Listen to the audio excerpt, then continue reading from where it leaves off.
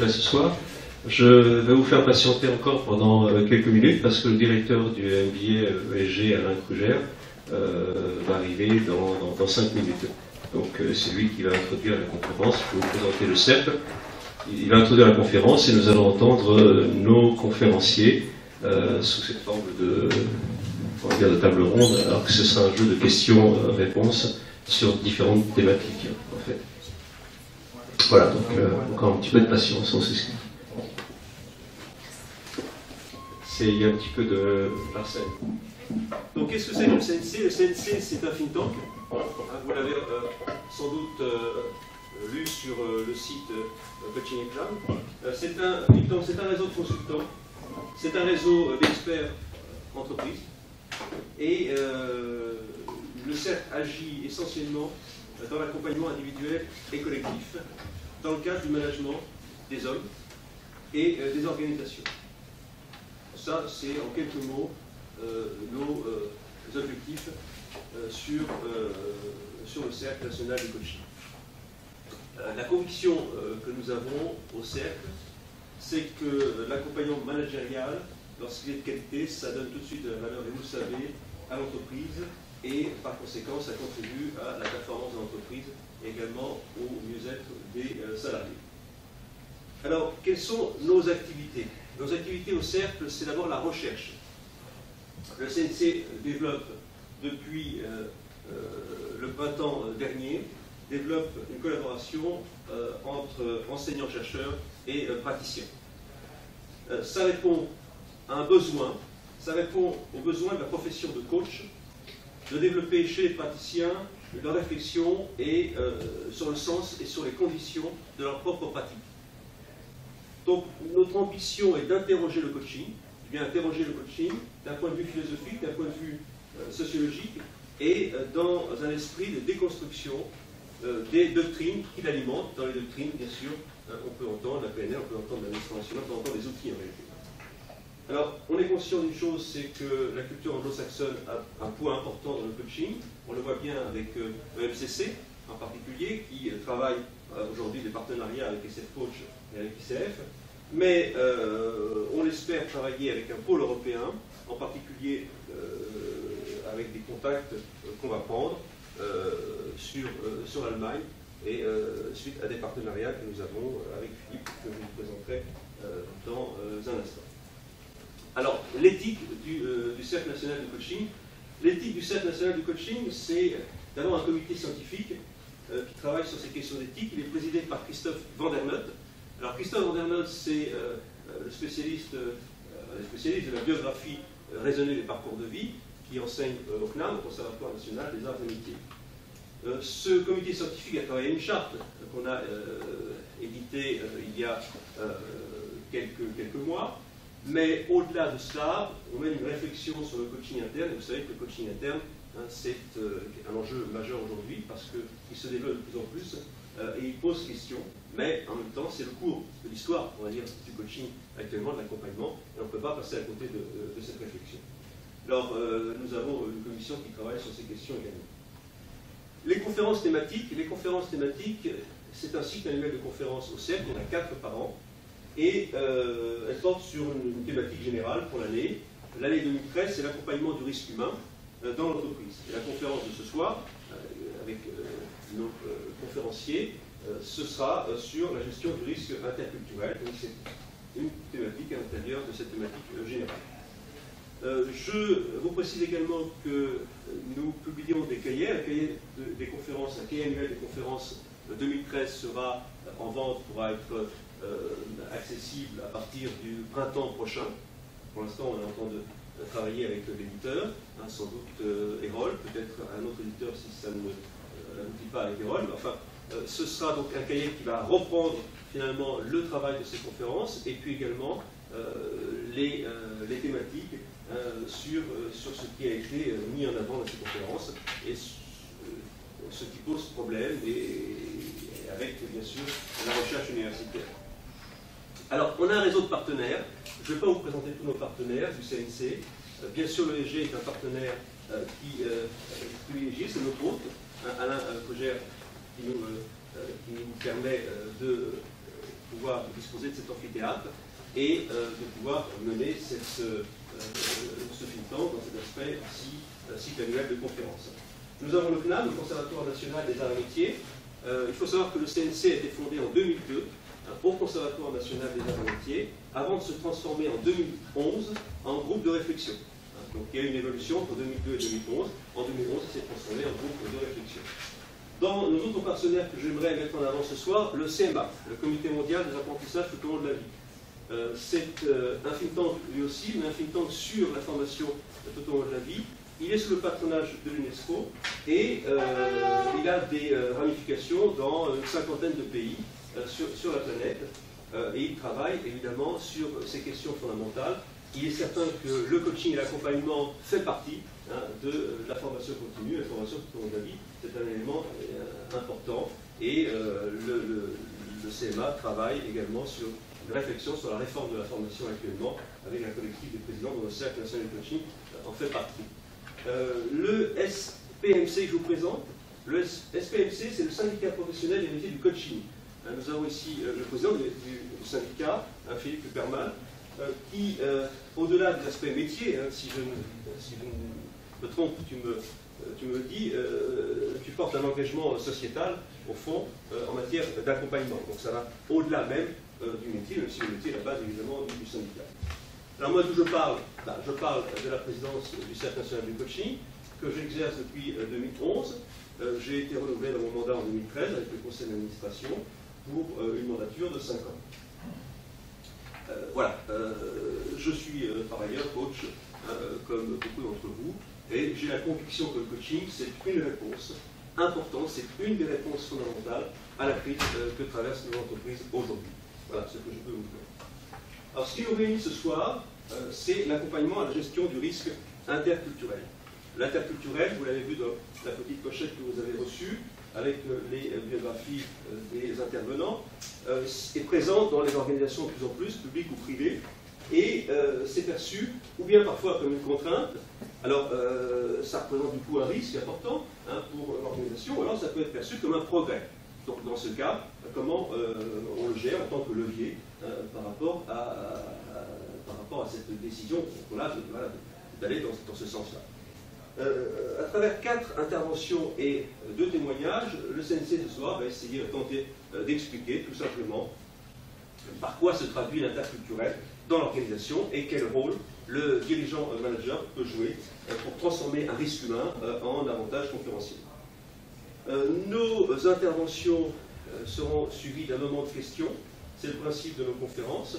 Où pendant une vingtaine de minutes, le micro pourra circuler. On peut préciser, redemander des précisions aux conférenciers. Et puis ensuite, je vous propose qu'on se retrouve autour d'un pot de convivialité où on peut faire connaissance les uns et les autres. Ce sera donc à l'étage en dessous. Alors, je vais appeler à présent, après cette petite introduction pour présenter le cercle, je vais appeler Alain Cogère, j'allais dire au plateau d'orateur, mais il n'y a pas de plateau d'orateur ce soir. Il y a juste des chaises, mais voilà. Où il y a des genoux, ou alors il y a simplement des roues. C'est possible. Alors, Alain, il était prévu que tu ne sois pas là et qu'on ait une vidéo. Non, voilà, tu devais être à l'étranger, je crois, à Dakar. Normalement, je suis dans l'avion. Tu es là dans l'avion. Alors, c'est heureux pour nous que tu sois là, mais peut-être qu'en effet, tu as peut-être quelque chose à nous dire. Tu es là, alors c'est le hasard d'une annulation d'avion, une grève Non. Juste un mot, donc moi je suis le directeur des MBA ici, donc on a la spécificité d'avoir 1000 étudiants ici, donc on vit déjà l'interculturalité ici, parce qu'on a 70 nationalités dans notre programme, avec un flux à gérer qui devient compliqué, qui sont les étudiants chinois. J'ai rien contre les étudiants chinois. Ceci étant, on pourrait remplir des classes entières d'étudiants chinois, ce qu'on ne fait pas. Voilà. Pour une simple raison, c'est qu'on a pu observer que lorsqu'on admet proportionnellement à une classe une nationalité, bon là il se trouve que ce sont les Chinois qui poussent en termes de demande de formation, on déséquilibre les classes. Et ça pose de lourds problèmes derrière, à la fois vis-à-vis du groupe en lui-même, parce que malheureusement ils ont trop tendance à rester entre eux. Et le deuxième problématique qu'on rencontre, c'est qu'ils ont, parce que voilà, je devrais apprendre en chinois, courage, quoi, donc si on peut leur tirer le chapeau, on peut vraiment les féliciter d'apprendre en français ou en anglais, parce que chez nous les programmes sont soit en français soit en anglais. Ceci étant, ils ont donc naturellement tendance à rester entre eux, donc ils ne progressent pas forcément, ils ralentissent le groupe. Donc ça agace évidemment ceux qui voudraient avancer plus vite. Et puis en général, comme moi j'ai un corps professoral essentiellement composé de professionnels, ça les agace aussi, parce qu'ils ont l'impression que ça n'avance pas assez vite. Voilà. Donc l'interculturalité, on la vit déjà dans les murs. Alors j'ai mis en place quelque chose qui est digne des périodes colcosiennes, hein, puisqu'on a des quotas. Voilà. Hein, c'est-à-dire que je n'accepte pas dans une classe, donc c'est effectivement les étudiants chinois qui sont les principales victimes de cette règle des quotas, je ne prends jamais plus de 10% d'une nationalité dans un groupe, pour éviter ce phénomène de groupe.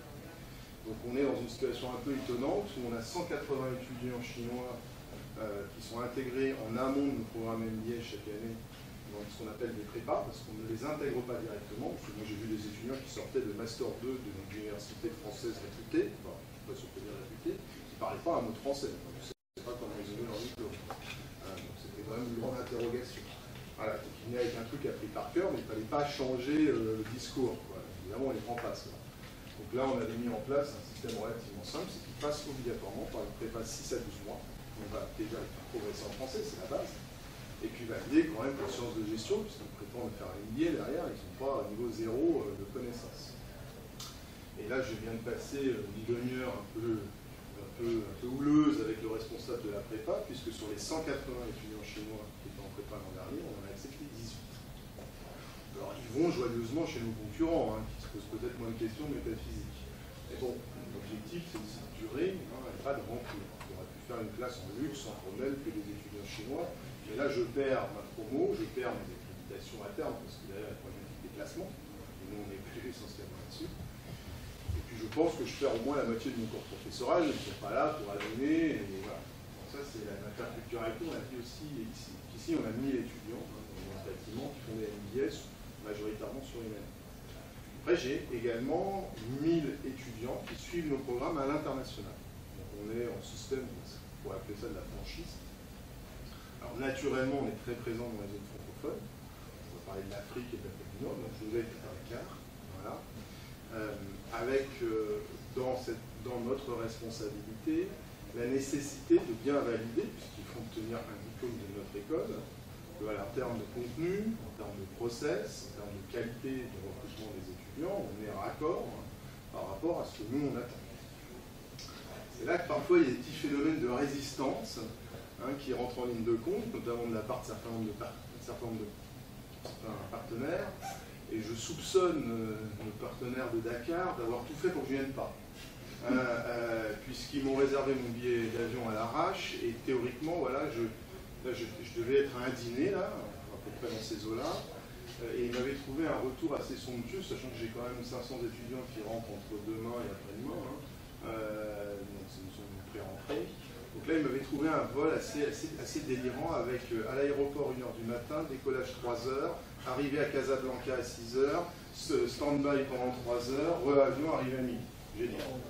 Voilà, donc je pense qu'ils auraient voulu que je ne vienne pas, je pense qu'ils n'auraient pas fait mieux. Donc là, j'aurais mis un peu la pression. J'y retourne en novembre, parce que je ne veux pas me faire ma revue de pactage, et bien vérifier que, voilà, on est dans les clous, on est dans les normes, même si, globalement, on n'a pas de souci majeur avec nos programmes délocalisés.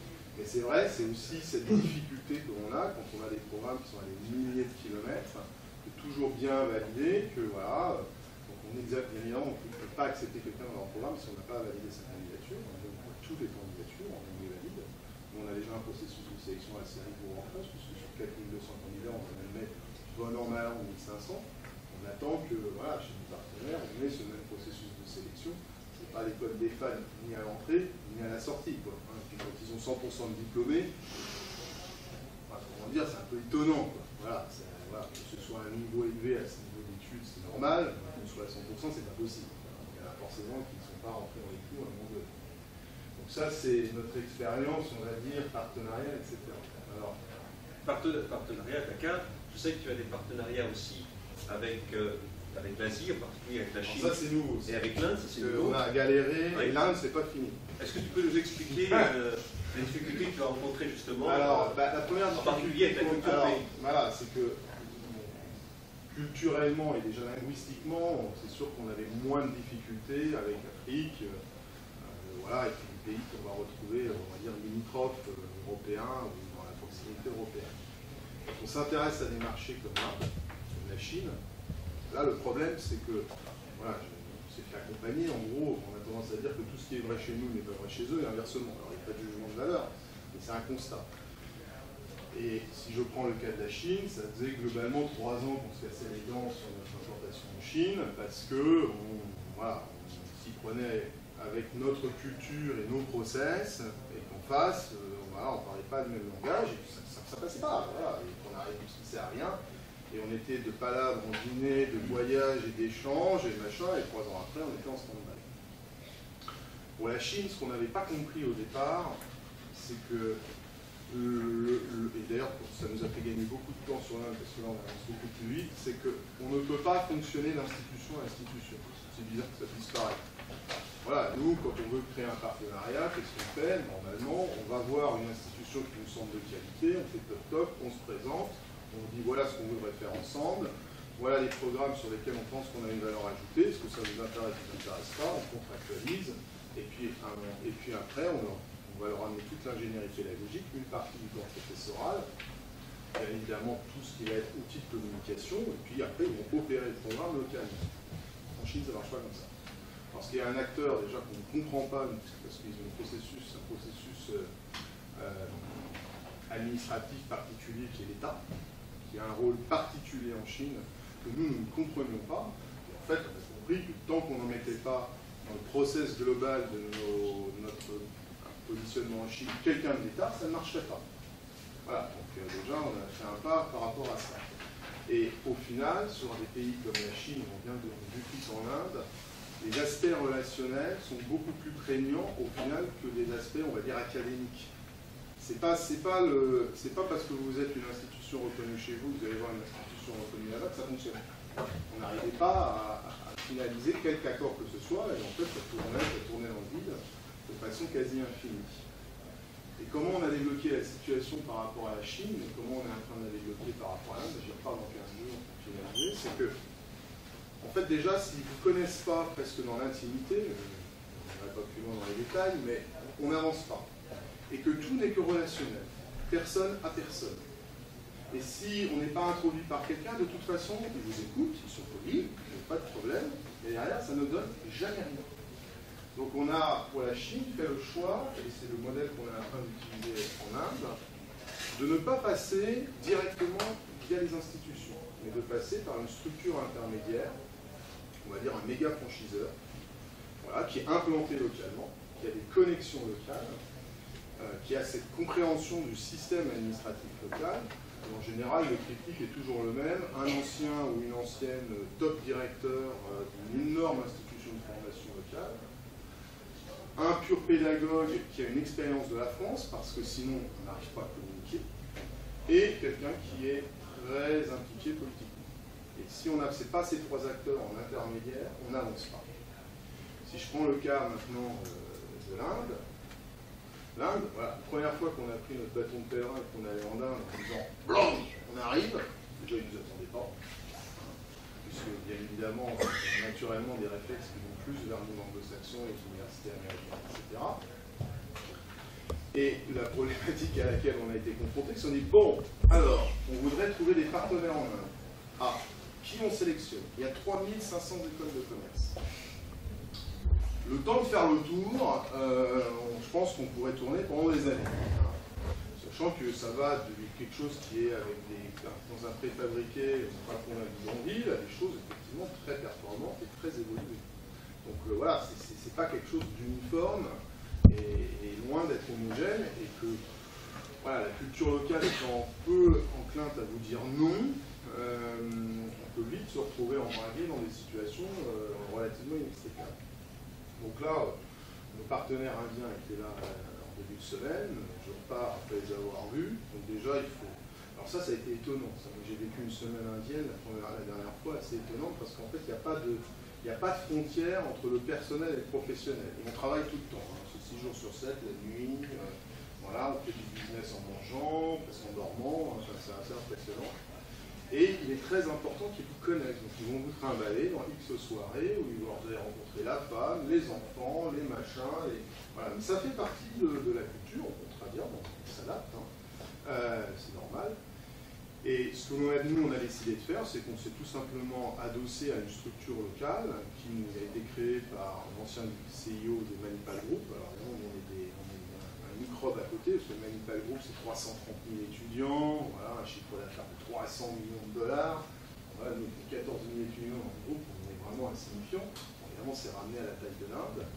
Et depuis qu'effectivement, on est rentré en contact avec ces personnes, ça a avancé extrêmement vite, puisqu'on va signer nos premières ouvertures dès juin prochain, parce qu'on rentre en juin, à la fois avec les STJ, on n'aurait jamais rêvé de pouvoir actualiser avec des universités comme ça, parce que c'est le top 20 des universités indiennes, c'est formidable. Et puis notre INS, qui est un équivalent aussi, qui est en top 30 des universités indiennes. Et on y va avec. C'est là que l'interculturalité est intéressante, parce qu'on voit bien qu'à chaque fois, les programmes qui intéressent nos partenaires sont très centrés en fait sur le savoir-faire français, l'hospitality management, tout ce qui va être luxury, et puis quelque chose de nouveau qui va être ce qu'on va appeler de l'executive education, mais au niveau de ce qu'on appelle des soft skills, c'est-à-dire tout ce qui est développement de compétences, parce que le système indien, il est très t'apprends par cœur, tu recraches, t'apprends par cœur, tu recraches, t'apprends par cœur, tu recraches. Donc, alors ça, ils sont super bons, sauf que le jour où ils se retrouvent au boulot, ils n'ont jamais fait un stage de leur vie, ils ne savent pas ce que c'est une entreprise, et ils n'ont jamais bossé en groupe. Donc là, c'est juste une catastrophe. Et là, petit témoignage particulier, c'est que on est dans cette structure avec laquelle on travaille, ça s'appelle Sylvant, il y a un franco-indien, enfin, il est franco-indien, il est indien à l'origine, mais comme il a vécu en France, il est marié avec une française, on ne sait plus trop de quel côté il est, qui est un ancien du Boston Consulting Group, voilà, qui accompagne Renault, Schneider, Société Générale en Inde. Et lui a fait le constat, avec les partenaires français, mais aussi indiens, parce qu'il est un peu en interface avec les deux, que les difficultés qu'ont les Français à travailler avec les Indiens sont strictement les mêmes depuis 10 ans. Il y a une situation, ça ne bouge pas d'un iota. Alors on s'est quand même posé des questions pour savoir pourquoi les Français et les Indiens ne peuvent pas bosser ensemble, quoi. Ah, parce que culturellement, on n'est pas des années-lumière les uns des autres, hein. C'est pas le débat. Ben, c'est que déjà, quand on explique à un Français comment bosser avec les Indiens, on va lui faire faire ça dans un séminaire Working with Indian People à Chantilly. Voilà. C'est pas la meilleure façon d'appréhender l'Inde. Hein. Voilà, et puis de l'autre côté, les braves Indiens qui sont extrêmement compétents parfois techniquement, on va les embaucher dans les structures françaises, mais on va leur donner aucune perspective d'évolution et à aucun moment on va leur donner ne serait-ce qu'un vernis de comment comprendre aussi les Français, parce que voilà, c'est un échange, c'est pas aussi simple que ça. Et là, on est dans notre développement en Inde, on y va effectivement sur des MBA full-time, classiques, mais on est en train de développer une activité vraiment executive education qui cible plus spécifiquement les entreprises françaises. On développe des programmes sur mesure qui vont permettre à la fois aux cadres qui sont amenés soit en expatriation, mais si c'est de plus en plus rare, en tout cas en immersion régulière, à aller travailler justement en zone indienne, comprendre ce que c'est, et là du coup on inverse complètement le processus. C'est qu'on ne leur fait aucun cours sur comment working with les Indiens, là, ça ne sert à rien. Hein, on les prend, on les immerge. Voilà, on les met dedans, on les met dans le jus, et puis on les fait réfléchir sur qu'est-ce qu'ils ressentent, sur les difficultés qu'ils rencontrent. Et c'est qu'une fois qu'ils ont vécu cette expérience, qu'on les fait évoluer vers une meilleure compréhension du mode de fonctionnement indien. Mais ce qu'on leur a dit, ça ne marchera que si à un moment donné, vous votre management local indien, vous leur donnez des perspectives, parce que s'ils savent pertinemment que de toute façon, ils n'évolueront pas dans la structure, ils n'ont pas de perspective internationale, ils ne resteront pas. Voilà, c'est aussi simple que ça. Et ça, les Français, on est très mauvais pour être capables de les faire évoluer au niveau international dans un certain nombre de structures. Donc déjà, leur donner une vision, mais aussi les former localement en amenant toutes ces compétences, ces compétences qu'on appelle vraiment les soft skills, c'est-à-dire travail de groupe, approche managériale, etc. Et après, quand on arrive à un niveau, on va dire, de management intermédiaire et top management, ce qui est particulièrement important, c'est que ces gens-là se rencontrent dans des sessions de formation et puissent échanger. Donc là, on utilise différentes méthodologies, le théâtre, etc., pour que ça crée un certain nombre de liens Voilà, ça c'est balbutiant, hein, puisque voilà, mais là on se fait harceler par la Société Générale qui s'en sort pas, on se fait harceler par Renault qui s'en sort pas, on se fait harceler par L'Oréal qui s'en sort pas, parce que voilà, ça fait 10 ans qu'ils y sont. Et quand on interroge d'un côté les Français, ils disent toujours la même chose des Indiens. Et quand on interroge les Indiens, ils disent toujours la même chose des Français. Et c'est toujours plus intéressant quand on est Français d'écouter ce que disent les autres de vous. Hein. C'est très rigolo parce qu'on a fait toute une étude auprès du personnel indien de la Société Générale qui ont ressorti 3 choses. Ils ont dit, alors les Français, c'est des mecs super, mais pas dans le boulot. Bon. Les Français, c'est des obsédés du process et du délai, sauf pour eux. Intéressant, hein. Et ils rajoutent même, et d'ailleurs, même quand la maison brûle, ils restent dans la maison qui brûle pour faire du process. Ils sont encore en process. Et puis, le point qui effectivement ressort, c'est que, oui, mais nous, pas de perspective. On n'a pas de perspective dans ces structures-là. Donc là, c'est un phénomène qui est terrible, parce que c'est meilleurs ils sont, moins longtemps ils restent. Alors que, par rapport à ça, on a des choses à apprendre des Américains qui, voilà, ils regardent la compétence, et si le gars est bon, il peut faire une carrière internationale. En France, regardez dans les sociétés françaises, le nombre, on va dire, de non-nationaux, voilà, parce qu'en plus ils ont la tare de n'être ni politicien ni énarque, voilà, de non-nationaux qui vont pouvoir arriver au bord des sociétés du CAC 40. On est proche de zéro. Alors que dans les structures américaines, voilà, si on prend, je sais rien, pas longtemps à travailler pour l'électronique, le CEO mondial, il est américain. Voilà, c'est pas dans une problématique. On est sur de la compétence et c'est ça qui est intéressant. Alors, je ne sais pas si j'ai répondu à une question. Oui, moi, il ne faut pas me poser une question parce que je veux. Tu as répondu à plusieurs questions. Bon, moi, j'ai fait des petites fiches, hein, donc je reviens à mes petites fiches. Bon, je voudrais évoquer le développement international dans la façon dont il est perçu aujourd'hui, il est perçu ou valorisé via le prisme économique dans le cadre de la mondialisation. Bon, ça, c'est à peu près aujourd'hui comme ça. Alors, du point de vue interculturel, beaucoup pensent que le développement international constitue un risque pour la culture du pays, justement. Qu'est-ce que tu en penses? Alors, la culture de nous, ou du pays qui y va, oui, ou... pour le pays visé, oui. Alors, je pense que nous, on ne fera pas grand mal à l'un. Voilà, je n'ai pas cette prétention. Et de l'autre côté? Et de l'autre côté, non, pense à la Chine. Moi, l'expérience que j'ai eue à chaque fois que j'ai pu échanger, c'est que dans l'interculturalité, moi, ce que j'aime bien, c'est l'inter. Voilà, c'est que c'est un échange. On est dans l'échange. Et on a l'impression, parfois, qu'on arrive avec tout notre savoir, notre histoire, on est parfois un peu prétentieux, c'est ça qui nous perd, nous. C'est qu'on est persuadé qu'on a les meilleures méthodes pédagogiques, qu'on est les plus intelligents du monde, donc on arrive un peu en pays conquis. Et on s'aperçoit qu'en regardant ce qu'ils font, que parfois ils sont vachement en avance sur nous. Moi j'ai vu quelque chose qui m'a retourné en Inde, alors qui n'est pas utilisé aujourd'hui dans l'executive education, pas directement parce que ça coûte très cher, mais ils ont développé un système de projection 3D, qui est juste délirant. C'est-à-dire que moi, je vous fais une démo, hein. C'est comme, vous pourriez croire, je pourrais être d'ailleurs à Dakar, voilà, en train de parler avec le système KimCapt et Kim de Project, je serai là devant vous, bon, il faudrait me passer la main à travers le corps pour vérifier que je ne suis pas là. Alors eux, ils l'utilisent essentiellement pour les campagnes politiques, les élections, parce que bien évidemment, on regarde la taille du pays, quand vous êtes un homme politique et que vous voulez serrer un pays à la taille de l'Inde, c'est extrêmement compliqué. Et ils m'ont expliqué qu'ils ont fait comme ça une sorte de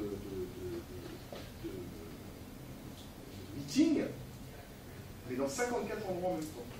La personne était à un endroit et était projetée dans 54 endroits différents. Alors en plus, c'est bien parce qu'on peut grossir la personne sur la scène, hein, donc on la voit mieux, hein, et c'est juste bluffant. Et en matière, alors, en ce moment, tout le monde est parti dans les MOOC, vous savez. Alors, on dit, ouais, les Américains, ils sont en avance, nous, ouais, on est bons, et nous, on est nuls. J'ai vu là où ils en étaient, notamment sur les problèmes d'accessibilité à l'enseignement dans les zones rurales, parce que la problématique, c'est l'accessibilité là-bas. Ils sont bien en avance sur nous. Donc, on a énormément de choses à apprendre. Voilà, donc c'est... le risque, c'est de ne pas y aller, moi je pense, c'est ça le risque, parce qu'on perd faire en connaissance, parce qu'ils ont des choses intéressantes à nous acheter, à nous apporter. C'est un risque économique. Si on va en Inde, si on va en Chine, voilà, c'est pas par hasard. Hein, l'éducation, c'est un marché. Il ne faut pas se voiler la face. Globalement, le marché français, il n'y a pas de croissance. Hein. On dit qu'en Chine, il faudrait qu'ils ouvrent une université par semaine pour répondre à la demande. C'est pas fait rêver. Voilà. Hein. Donc, nous, non. Nous, aujourd'hui, on est sur un marché qui est mature, voilà, qui n'a pas une croissance phénoménale. Et on sait très bien que nos relais de croissance ne sont pas en France, mais à l'international. On est en train de réfléchir à des implantations, on va dire, physiques dans certains pays. Bon, là, l'Inde, les règles sont en permanence. La nouvelle règle qui vient d'arriver. C'est extrêmement compliqué lorsqu'on est en education classique. En exécutif, on est beaucoup plus libre. Mais on sait très bien qu'aujourd'hui, on est incapable, nous, de s'implanter seul en Inde, tout simplement parce qu'on n'aurait pas le droit. Parce que si vous n'êtes pas classé dans un des 3 classements internationaux dans le top 400, c'est-à-dire que c'est classé déjà 90% dans les Américains, vous n'avez pas le droit d'installer. Vous n'avez pas le droit, c'est un truc qui va sortir, c'est passé au niveau du Parlement, on n'a pas le droit de s'installer. Donc on ne peut s'installer qu'avec un partenaire local. Ça, c'est la première chose.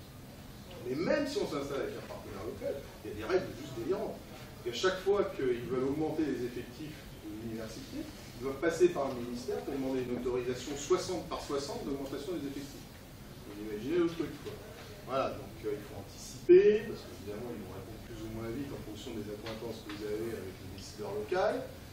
Donc c'est tout un travail de stratégie d'influence et de compréhension de ces problématiques-là. Et ça, si vous n'avez pas un acteur local qui vous accompagne, qui connaît les rouages, c'est même pas la peine d'y aller. Donc nous, en tout cas, on ne dit pas qu'on a un risque. On ne considère pas qu'on soit un risque pour l'Inde. On a des choses à apporter, puisqu'on a des choses qu'on sait bien faire. Et on est vraiment reconnu pour ça à travers le monde. Clairement, on ne va pas aller s'embêter à ouvrir la énième école d'ingénieurs. Ils sont bien meilleurs que nous, surtout en informatique. On ne va pas aller s'embêter à ouvrir la énième école de management basique. Voilà, ils sont très bons. Hein. Voilà, et il faut savoir que les écoles, là je vais en Inde, je vais aller visiter, alors c'est l'Institut, c'est INM, c'est l'Institut National, enfin, je ne sais plus, enfin, ils ont une école, un réseau d'écoles de management indiens qui sont rattachés à l'État, qui a le taux de sélectivité à l'entrée le plus élevé du monde. Mais à des années-lumière devant avoir des compagnies. Hein. C'est-à-dire que les gars, ils sont 100 000 pour faire toc-toc et il y a 1000 places. Donc la sélection, elle existe déjà.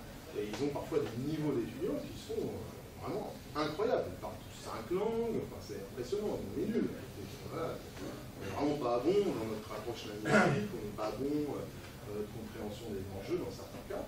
Il y a beaucoup de choses, ils ont beaucoup de choses à nous apporter. C'est vrai qu'on a plus de crainte quand on a vraiment le marché chinois, parce que là, ils sont quand même pas mauvais en général pour faire copier-coller. Hein, donc, on ne sait jamais trop quand on s'engage dans un processus avec nos partenaires chinois, si au final, ils ne vont pas faire une sorte de clone du programme ailleurs différemment, hein, comme c'était un peu arrivé à BMW, où au fur et à mesure qu'ils construisaient l'usine BM dans le sud, il y avait la même qui se montait dans le nord. Hein, voilà, donc ça c'est toujours le risque. Après, voilà, on est dans un marché, il y a des risques, on l'accepte, et puis de toute façon, voilà, donc notre métier c'est de former. Si on a d'autres qui forment comme nous et aussi bien, tant mieux, ça en formera un peu plus, c'est pas grave. Le marché chinois, comme le marché indien, a largement la capacité d'absorber des formations. Je vous remercie. Voilà. Bah, je vous en prie. Tu es très pris. Donc, non, je vous en prie. Finalement, voilà, donc c'était un simple témoignage. Voilà, donc je repars dans 15 jours. Je ne sais pas si je reviens. Hein, donc voilà, ça fait la 5e fois que j'y vais. C'est toujours une expérience intéressante. Et moi, j'en reviens souvent un peu reboosté parce que dans ces pays-là, c'est peut-être quelque chose qu'on a oublié, c'est cette énergie permanente. Il y a une énergie. Là, je reviens, j'étais en Grèce il n'y a pas longtemps, je suis revenu un peu plombé. C'est vraiment la sinistrose la plus complète. Et tous mes interlocuteurs n'arrêtaient pas de me parler de leur baisse de salaire, des problèmes d'emploi de leur épouse, ou de leur époux, etc. Ce que je comprends, hein. Mais je suis revenu un peu plombé. Quand je reviens d'Inde, je me pêche d'enfer. Quand je reviens de Chine, c'est pareil. Parce que ça bouge, ils ont de l'énergie. Et même si c'est pas facile, mais là, ils ne se plaignent pas, ils avancent. Voilà, et ça, je trouve qu'on a des choses à apprendre de ce point de vue-là. On peut peut-être s'en inquiéter un petit peu par moment. Hein, voilà. son inquiétude. Bonne soirée en tout cas. Au revoir. Je vous abandonne, je suis désolé, j'ai mes 500 étudiants qui arrivent demain. Je vais aller préparer ça. Bonne soirée. Tu n'y vas pas venir du coup? Non. Philippe. Merci. Bonsoir. Philippe, le président donc, du syndicat du coaching, qui est consultant, formateur coach. Hein. Donc je ne donne pas les biographies que vous avez en fait dans l'ensemble qu'on vous a fourni au début, donc je ne vais pas rentrer en détail, vous pourrez faire connaissance. Philippe va nous parler d'équipe interculturelle, de transculturel, il va nous parler de risque, il va nous parler d'accompagnement à la gestion du transculturel. Je vais poser une première question. Philippe, tu travailles sur la notion de transculturel. D'abord, est-ce que tu peux nous expliquer ce que ce terme recouvre pour toi? Oui. Juste une petite question avant de commencer. Qui est coach dans le public, juste pour histoire de situer un peu l'auditoire, d'accord? Qui a des fonctions managériales ou de direction? D'accord? Monsieur. Et qui a un autre profil? Est-ce que je... D'accord, ok. Merci. D'accord, donc le transculturel, en fait, avant de dire quelque chose de transculturel, je veux dire pourquoi j'en suis venu au transculturel. Eh bien, pardonnez-moi l'expression, mais le transculturel, moi j'ai grandi le cul entre deux chaises. Pour moi, le transculturel, à la base, c'est ça. C'est-à-dire que j'ai grandi dans une famille franco-allemande, et je vous épargne l'histoire franco-allemande, hein, puisque c'est notre premier partenaire économique, quoique pour l'Allemagne, maintenant c'est peut-être la Chine. Je vais vérifier les chiffres depuis 2-3 ans. Mais en tout cas, l'amitié franco-allemande, puisqu'on parlait de la Chine, par exemple, il faut savoir qu'en ce moment, on a un consulat commun avec les Allemands en Chine. On a des locaux partagés. Donc il y a un projet franco-allemand, et puis derrière, il y a une histoire, hein, puisque depuis les guerres napoléoniennes, il y a eu trois conflits, et puis un certain nombre d'autres avant. Donc, voilà, donc on est un peu, cette question des frères ennemis, j'oserais dire un peu comme les Palestiniens et les Israéliens aujourd'hui. Pendant longtemps, on était dans un lieu extrêmement tendu où il y avait des histoires entre Français et l'Allemand. Ça parce que, je me rappelle toujours la métaphore de la différence culturelle, c'est vraiment avoir cette idée d'être dans deux mondes différents. Donc avec des appartenances, des codages, des choses depuis les plus simples, hein, de la façon de saluer, la façon d'entrer en relation, la façon d'être amoureux, de déclarer ses sentiments, la façon d'être en amitié dans un rapport de confiance, donc aussi la façon de négocier et de s'accorder pour travailler ensemble. Donc puisqu'on a un public de coach, je vais faire une petite digression sur la réalité de l'organisation, j'allais dire, du métier ou de la profession entre la France et l'Allemagne. Eh bien en Allemagne, actuellement, le syndicat est invité permanent en Allemagne. Il y a une structure qui s'est créée en 2005, qui s'appelle la Coaching Roundtable, donc un terme anglo-saxon, vous vous doutez bien. Et en même temps, en réalité, ce qui est très intéressant, c'est qu'autour de la table, on a 15 organisations de coaching allemandes. Et ça représente près de 10 000 coachs. Et ce qui est encore plus intéressant, c'est que vous avez la petite organisation où il y a 50 membres, hein, qui s'appelle le MCC, en France la plus grande. C'est intéressant. Et puis, d'autre part, vous remarquez que tous les territoires sont bien représentés, les autres métiers sont aussi bien représentés, donc tous les coachs formateurs, j'allais dire les médecins du travail qui sont dans l'accompagnement. Enfin voilà, il y a une espèce d'ouverture et de cohésion. Donc déjà, ça c'est très intéressant parce qu'en France, vous le verrez, la représentation du coaching, pour ceux qui l'intéressent, vous avez le MCC et ICF, donc les deux acteurs historiques qui sont des acteurs en fait, anglo-saxons. Et vous avez SF Coach qui suit, donc l'acteur historique français. Donc voilà, donc on a déjà pas du tout la même démarche. L'autre démarche, c'est que dans la structuration du métier, vous constatez qu'en France, c'est par exclusion. Donc tous les petits déjà n'intéressent même pas. Moi j'avais rencontré tous les présidents, parce que je suis un jeune président, j'ai moins d'un an, vous voyez, je suis baby président. Et j'ai rencontré donc des rapports charmants hein, avec tous les présidents français. En revanche, 2 mois après, ils créent une organisation sans même m'en informer. C'est intéressant. Donc juste pour vous dire, alors qu'en Allemagne, je suis arrivé, on m'a dit mais vous êtes bienvenue, etc. Après, quand j'ai regardé un peu dans les détails, et j'oublie pas le transculturel, parce que là je suis en train de vous dire comment des métiers s'organisent, et donc comment une société se structure. Et ça, je pense que c'est extrêmement important, puisque les Allemands en fait sont dans un processus depuis 2005, et chaque année ils débattent 2 fois par an. Et quand j'ai comment observer le travail, puisque mon sujet c'est un type transculturel, je vais vous en parler. Quand je regarde le travail, j'étais ébahi. J'étais ébahi parce que d'abord tout le monde était à la table, ensuite tout le monde s'écoutait. Ils co-créaient en même temps qu'ils créaient les interventions, ils co-créaient le process pour s'autoréguler. Donc j'ai vu un échange de haut vol, et ou en même temps une grande flexibilité pour accueillir, j'allais dire, des corps étrangers et des regards étrangers, pour les intégrer dans le débat. Alors évidemment, derrière je suis allé poser en cuisine, mais comment ça se passait? Ça s'est fait, au départ il y a une phase de rodage. Juste pour vous dire ces choses-là. Et plus intéressant encore, il y a l'Humboldt University qui est présente et qui en même temps fait un travail de recherche. Donc les Allemands, là je parle toujours au public des coachs, sont dans un travail en même temps qu'ils avancent dans la structuration d'un métier avec tout le monde, sans question de taille et sans question de dire vous êtes du métier ou pas, en même temps intègrent une démarche de recherche. Donc il y a je veux dire, il y a une construction dans la durée et dans le temps. En France, je vais vous donner maintenant ce qu'on a fait au niveau du syndicat. La première chose qu'on a essayé de faire, c'est d'identifier tous les acteurs.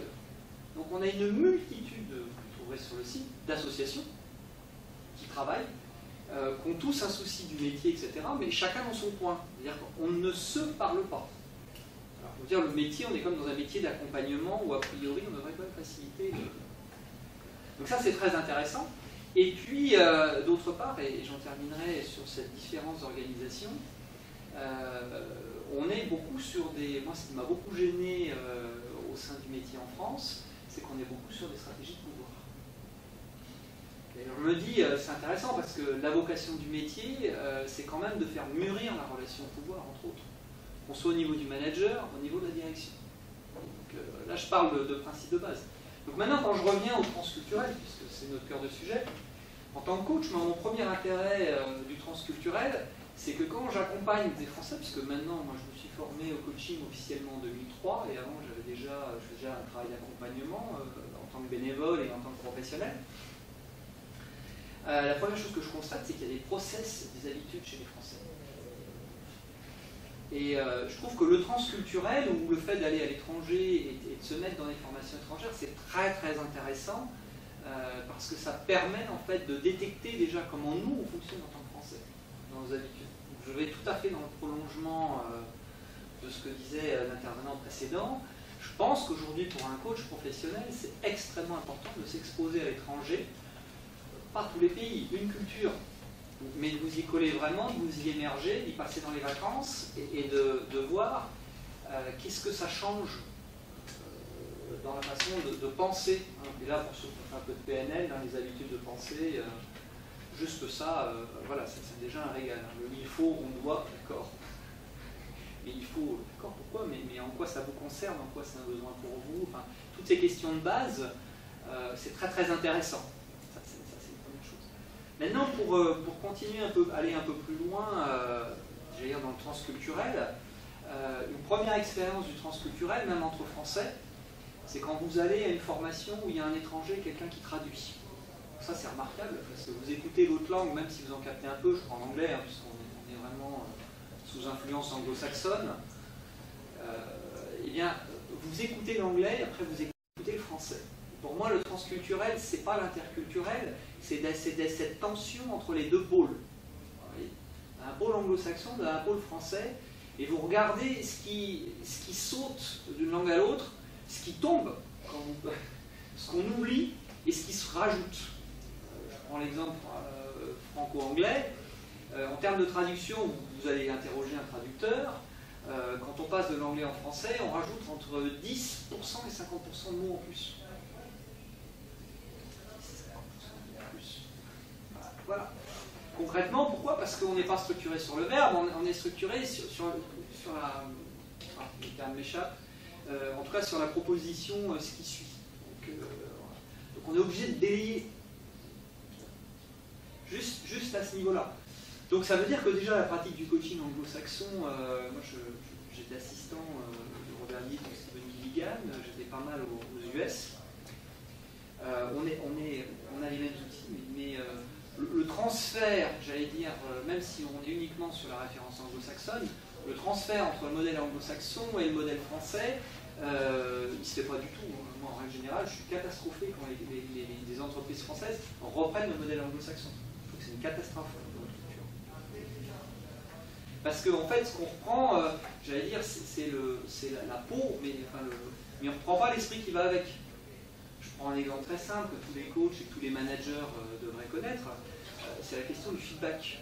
Je veux dire, c'est une question très simple. La culture française regarde le verre à moitié vide. La culture anglo-saxonne regarde le verre à moitié plein. La culture française est d'abord sur un présupposé de méfiance. La culture anglo-saxonne est d'abord sur un présupposé de confiance. Mais on vous met directement dans l'action. Juste pour ça, et là encore une fois, en tant que manager ou en tant que coach, ou médiateur ou consultant, lisez les auteurs étrangers dans le texte. Parce que juste pour vous, dans l'exercice de votre métier, il y a un hiatus entre les deux. Donc votre job dans le monde, et encore je reviens en transculturel, votre job dans le monde où on est aujourd'hui, c'est de faire ce travail de décodage. Pour que monsieur qui était là avant, il ne tourne pas 3 ans en rond avec son entreprise. Ça, j'en reste là. Ça, je pense que c'est une des vocations du métier. Et puis après, si je continue à avancer un peu plus avant dans le transculturel, j'ai envie de dire que le transculturel, pour moi, si vous voulez, c'est cette idée de la traversée et de l'aller-retour entre les deux pôles. C'est le rapport à l'étranger et le rapport à soi. Et ça, pour moi, et là on commence à toucher à des choses un peu plus profondes et un peu plus délicates, j'allais dire, dans l'exercice du métier ou pour le manager, qui est de dire cette capacité à entendre le lieu de l'autre et en même temps à respecter son lieu à soi. Vous l'avez entendu.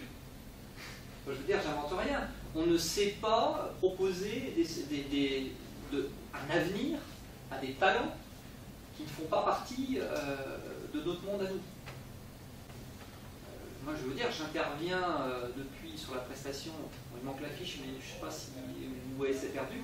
Mais en tout cas, l'enjeu, moi, quand j'interviens dans une grande école française, que ce soit Centrale ou les Mines, mon enjeu premier, c'est d'avoir des groupes où je prends des cours en anglais. Vous savez pourquoi? Pas parce que je suis particulièrement bon en anglais, même si je travaille en anglais. Parce que l'enjeu, encore une fois, c'est pas d'être parfait dans la syntaxe quand on est dans le pluriculturel, c'est juste de s'entendre et de se comprendre, et de travailler ensemble. Donc les fautes d'anglais, on s'en fiche, la prononciation, on s'en fiche. À partir du moment où on arrive à se comprendre. C'est aussi simple que ça, le multiculturel. Or, c'est pas vraiment le modèle français. Le modèle français, on doit être parfait avant de prendre un risque. Bah, excusez-moi, hein, mais ce que je constate sur le terrain, non, mon anglais, mon allemand, mon ceci. Alors que vous allez voir un étranger, même si vous baragouinez 3 mots, mais vous lui donnez ces 3 mots en bafouillant et en étant vulnérable dans l'erreur et dans la bafouille, mais vous lui faites un cadeau. Parce que vous avez fait l'effort d'aller vers lui. En gros, vous faites une déclaration d'amour. Je schématise, et le premier obstacle quand j'arrive avec des Français, je veux dire à l'école centrale, je refuse de faire des cours en français. Pourquoi? Parce que je vais avoir un maximum d'un tiers de français dans le groupe. Et vous avez entendu ce qu'a dit notre interlocuteur, il a dit je prends au maximum 10% d'étrangers. Ben moi je fais l'inverse. Je prends dans un groupe maximum 30% de français. Pourquoi? Parce qu'à partir du moment où j'ai un groupe de français, ingénieurs d'école centrale brillants par ailleurs, ça devient chiant. Parce qu'ils ont des attentes, c'est les mêmes, il faut rentrer dans leur case. Alors évidemment, c'est juste les étudiants et certainement pas les professionnels. On est d'accord, les professionnels ne sont pas comme ça, ils sont ouverts, ils prennent des risques, ils aiment s'exposer à la nouveauté. Non mais, en tant que coach ou en tant que manager, vous savez ça, vous avez quelqu'un qui a du talent, vous voulez lui proposer un nouveau job, Ah ouais, mais... Enfin, il va falloir d'abord gérer la question de la sécurité. Donc l'intérêt du multiculturel et du transculturel, j'allais vous le dire, et je voudrais revenir au cœur du sujet, si vous avez des responsabilités, mais surtout mélanger les gens. Enfin, ça commence dans un resto, faites travailler ensemble les cuistots et les serveurs. Enfin, obligez-les à passer les serveurs, à passer du temps en cuisine et réciproquement. Enfin, c'est obligatoire, les commerciaux avec les comptables, pour moi le transculturel, ça commence entre services en France. Très clairement. En France, on est excellent pour j'allais dire, faire un bizutage, et après vous avez le titre, c'est garanti à vie. Sauf qu'en même temps, le premier acteur de la précarité en France, c'est l'État, et le deuxième, c'est les médias. Enfin, c'est quand même délirant. Enfin, soyons on y réfléchit bien. Donc, juste donner la possibilité à des gens qui n'ont pas les mêmes process professionnels, j'allais dire, et là c'est presque l'hypnothérapeute qui parle, mais de croiser les neurones, je trouve que c'est juste super. Donc la fonction centrale du transculturel, c'est de créer du métissage. Et j'ai envie de dire, la figure symbolique, historique dans notre histoire de domination du monde passée, puisqu'aujourd'hui on est plutôt sur la métaphore d'Astérix et d'Obélix, c'est d'être, en fait, c'est le comptoir. Le comptoir, c'est un lieu de négociation entre deux mondes. Et pour moi, le transculturel, c'est ça. Et le service que vous pouvez rendre à tous les âges de la vie, hein, puisque je parlais du CMA et de l'apprentissage au long de la vie, c'est pour vous-même et pour les gens dont vous avez à charge, d'encourager cette exposition, cette irradiation au monde de l'autre. Et ça, dans le monde professionnel, pour moi, c'est vital pour les organisations. Je ne parlerai même pas de la fonction du métier de coach. Je parlerai juste de cette fonction de faire travailler les gens de mondes différents, d'habitudes différentes. Je me rappelle que moi, la première fois, en tant que jeune Français, où j'ai été introduit dans une famille allemande, des amis de mes grands-parents, j'ai gaffé, hein, parce que c'est pas les mêmes codes, et on ne les apprend pas en termes d'enfant, en tant qu'enfant. Donc l'avantage quand vous allez dans un autre monde ou que les gens viennent d'un autre monde, c'est que vous pouvez dire je ne sais pas. Alors ça c'est précieux en France, dire je ne sais pas. Vous voyez là il n'y a pas ma fiche, je suis en train de refaire mon site, je ne sais pas, je ne peux pas vous donner mon speech en plus, c'est même pas sur l'iPad. Et là c'est super cette situation, parce que c'est cette situation-là qui vous oblige en fait à vous exprimer avec intégrité à partir de qui vous êtes. Et quand vous allez vers le monde de l'autre, vous êtes obligé de dire bah, je ne sais pas comment tu fonctionnes. Et à la limite, je ne sais même pas comment je fonctionne, de manière à bien pouvoir fonctionner avec toi. Parce que l'intérêt du transculturel, c'est autant la découverte de l'autre que la découverte de soi. Tu m'arrêtes de vous dire. C'est ça la plus-value que tu apportes. Je sais pas, mais c'est ça avec laquelle j'ai pas mal ramé aux différents âges de ma vie, et que ça soit ma vie professionnelle, ma vie amoureuse. J'étais directeur de master, je ne citerai pas le nom de la grande école, mais quand on m'a proposé de lever un master sur l'entrepreneuriat, c'était très intéressant parce que moi j'ai directement négocié les conditions pour mon projet pédagogique, parce que j'avais un projet pédagogique, sauf que le service pédagogique est en France, dans cet grand établissement-là, un service planning. Que la seule capacité à avoir des salles où on peut bouger les tables, déjà ça, dans un établissement avec 50 salles, c'était un défi. Le deuxième défi, c'était d'organiser 3 réunions pédagogiques dans l'année, alors qu'on était sur un nouveau projet pédagogique, et en plus sur un projet où on était sur l'entrepreneuriat, que moi j'avais l'ambition, je vais refuser de faire une formation coaching, un master, donc j'ai dit, ça ne me semble pas raisonnable, mais en revanche sur l'entrepreneuriat, je veux bien. Donc centré sur le projet de l'étudiant. C'était un choc culturel, alors je l'avais anticipé, j'avais préparé, j'avais tout négocié en amont. Ça, c'est la réalité. Au bout de 3 ans, on m'a dit votre projet il est super, mais ça ne correspond pas à la culture de la maison. Alors qu'on avait les étudiants qui organisaient des conférences, l'équipe pédagogique était passionnée. Enfin, c'est juste intéressant. C'est-à-dire que l'atavisme culturel, il est fort et il nous fait souffrir. Je veux dire, je ne vous donne pas le nombre de chômage, je ne vous donne pas la consommation d'antidépresseurs, je ne vous parle pas des taux d'alcoolisme et de suicide, etc. La France est un pays qui souffre. Et qui souffre de sa culture, et qui souffre parce qu'on a une culture qui a des tas de qualités. Hein. Justement, mes sœurs et ma mère sont en Bourgogne, sont toutes les 3 œnologues, chaque fois que j'y vais, on parle bonne bouffe, et c'est génial. Hein. j'adore. Mais économiquement, si je vous dis, moi à Paris, où les situations de coaching que j'ai accompagnées, où je me retrouve autour d'une table à débroussailler les relations, on a cité la Société Générale, je vais les citer, où il y a 4 structures autour de la table pour négocier, alors qu'il y a un besoin de coaching évident, tout le monde est d'accord, mais quand il s'agit de dire, faut qu'on trouve comment on finance ça, mais il n'y a plus personne. Et c'est démerdez-sich. Excusez-moi, hein. Et c'est, et puis je vous dis pas ce que j'entends dans les accompagnements, dès que je sais créer dès que se crée un espace de confiance suffisant pour que les gens commencent à se confier de ce qu'ils vivent. Donc on parlait tout à l'heure du coaching en France, moi j'ai l'impression d'être au confessionnal avec eux. Je veux dire, mais... Philippe, ce sera presque le mot de la fin, on me rappelle...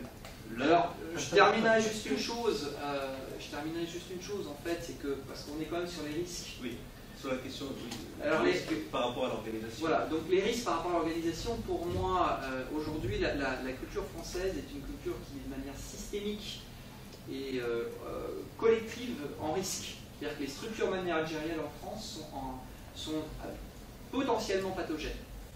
Et je vous dis ça, je sors d'un entretien avec une avocate et on travaille au syndicat avec Annie Richet qui a mis en place la première politique en France de coaching à SNCF, qui sont également originaires actuellement du travail qui se fait dans la médiation interentreprise. Donc ça veut dire qu'aujourd'hui, vous-même en tant que coach, quand vous intervenez dans les structures, a priori vous intervenez dans des structures qui sont déjà structures où il y a des risques, donc vous-même vous êtes en risque. C'est la première chose que je dirais.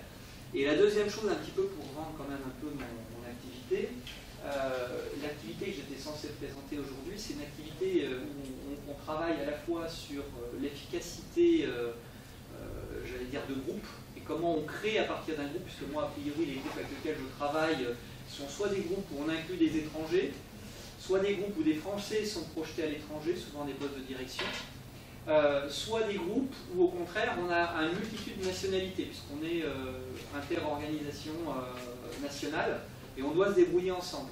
Et donc dans ces lieux-là, l'enjeu transculturel, et c'est pour ça que j'ai parlé de trans, c'est-à-dire de tension entre deux pôles, c'est que c'est une situation de risque au départ, mais c'est une situation qui est riche de tellement de potentialités, à partir du moment où les gens sont prêts, chacun est prêt à faire la moitié du chemin, et de se mettre à l'école et à l'écoute de l'autre.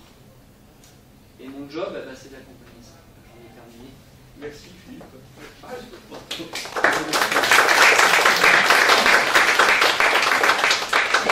Je te laisse rejoindre ta place. Je vais appeler Sabine. Sabine, qui est membre de notre conseil d'administration, rédactrice en chef, consultante en ressources humaines. Elle va nous parler, Sabine, de recrutement interculturel. Et je vais lancer le jeu des questions. La première question, Sabine, que signifie le recrutement interculturel pour toi? Alors, le recrutement interculturel, c'est simplement d'intégrer une compétence particulière au sein d'une organisation, mais sous le prisme de la notion d'interculturel. Elle va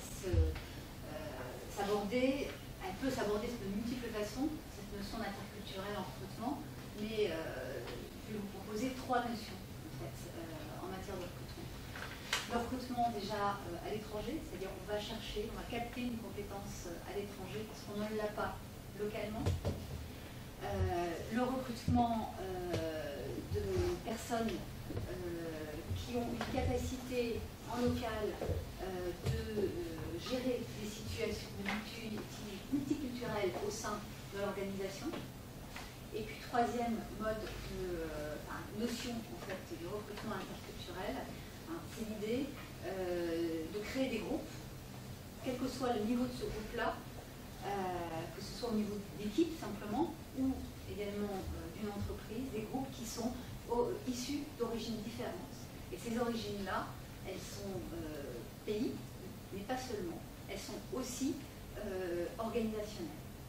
Si on prend le recrutement, je dirais, à l'étranger, en fait, la problématique que va devoir résoudre l'entreprise, c'est par rapport notamment à sa communication.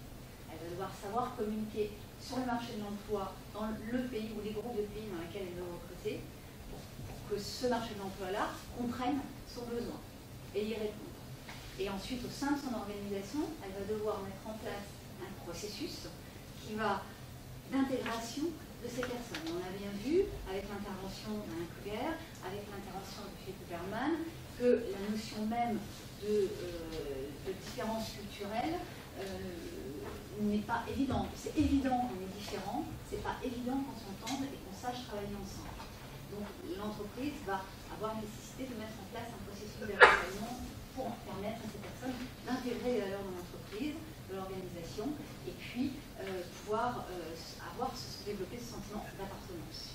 Ensuite, en ce qui concerne le recrutement de gens qui ont une capacité à travailler dans des situations multiculturelles assez complexes, leurs compétences, elles sont, de ces gens-là, elles sont issues parfois de leur expérience de vie personnelle, une situation de famille multiculturelle par exemple, etc., ou bien de vie professionnelle, où elles ont déjà parlé plusieurs langues, ou moins une langue étrangère, elles ont vécu à l'étranger également.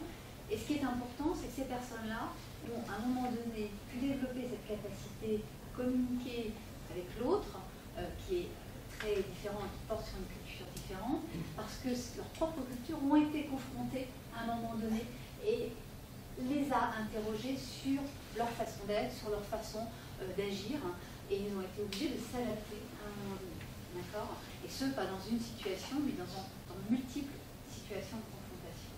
Et en ce qui concerne le recrutement d'équipes, je dirais, multiculturelles, d'horizons différents, eh bien, on le voit, hein, on l'a tous connu plus ou moins à un moment donné dans nos expériences professionnelles. Moi, j'ai 20 ans de DRH dans la fonction publique de l'État. Eh bien, j'ai connu ce qu'on appelle dans le privé des fusions, hein, entre différentes structures publiques et notamment ministérielles. Et on pourrait penser que deux structures ministérielles, c'est toujours la fonction publique de l'État, elles savent parler ensemble, elles savent travailler ensemble naturellement. Eh bien non, c'est pas vrai.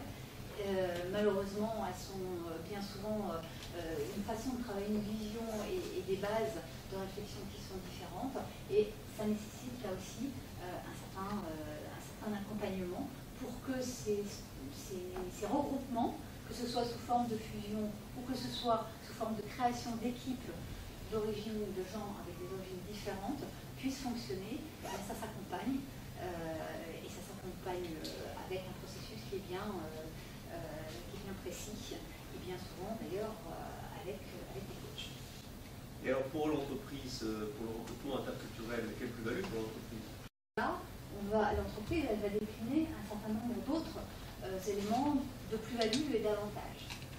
De cette ouverture, l'entreprise elle va par exemple à développer sa notoriété au niveau international. On voit bien qu'une structure comme l'UESG, si elle s'implante dans différents pays, elle a une notoriété internationale.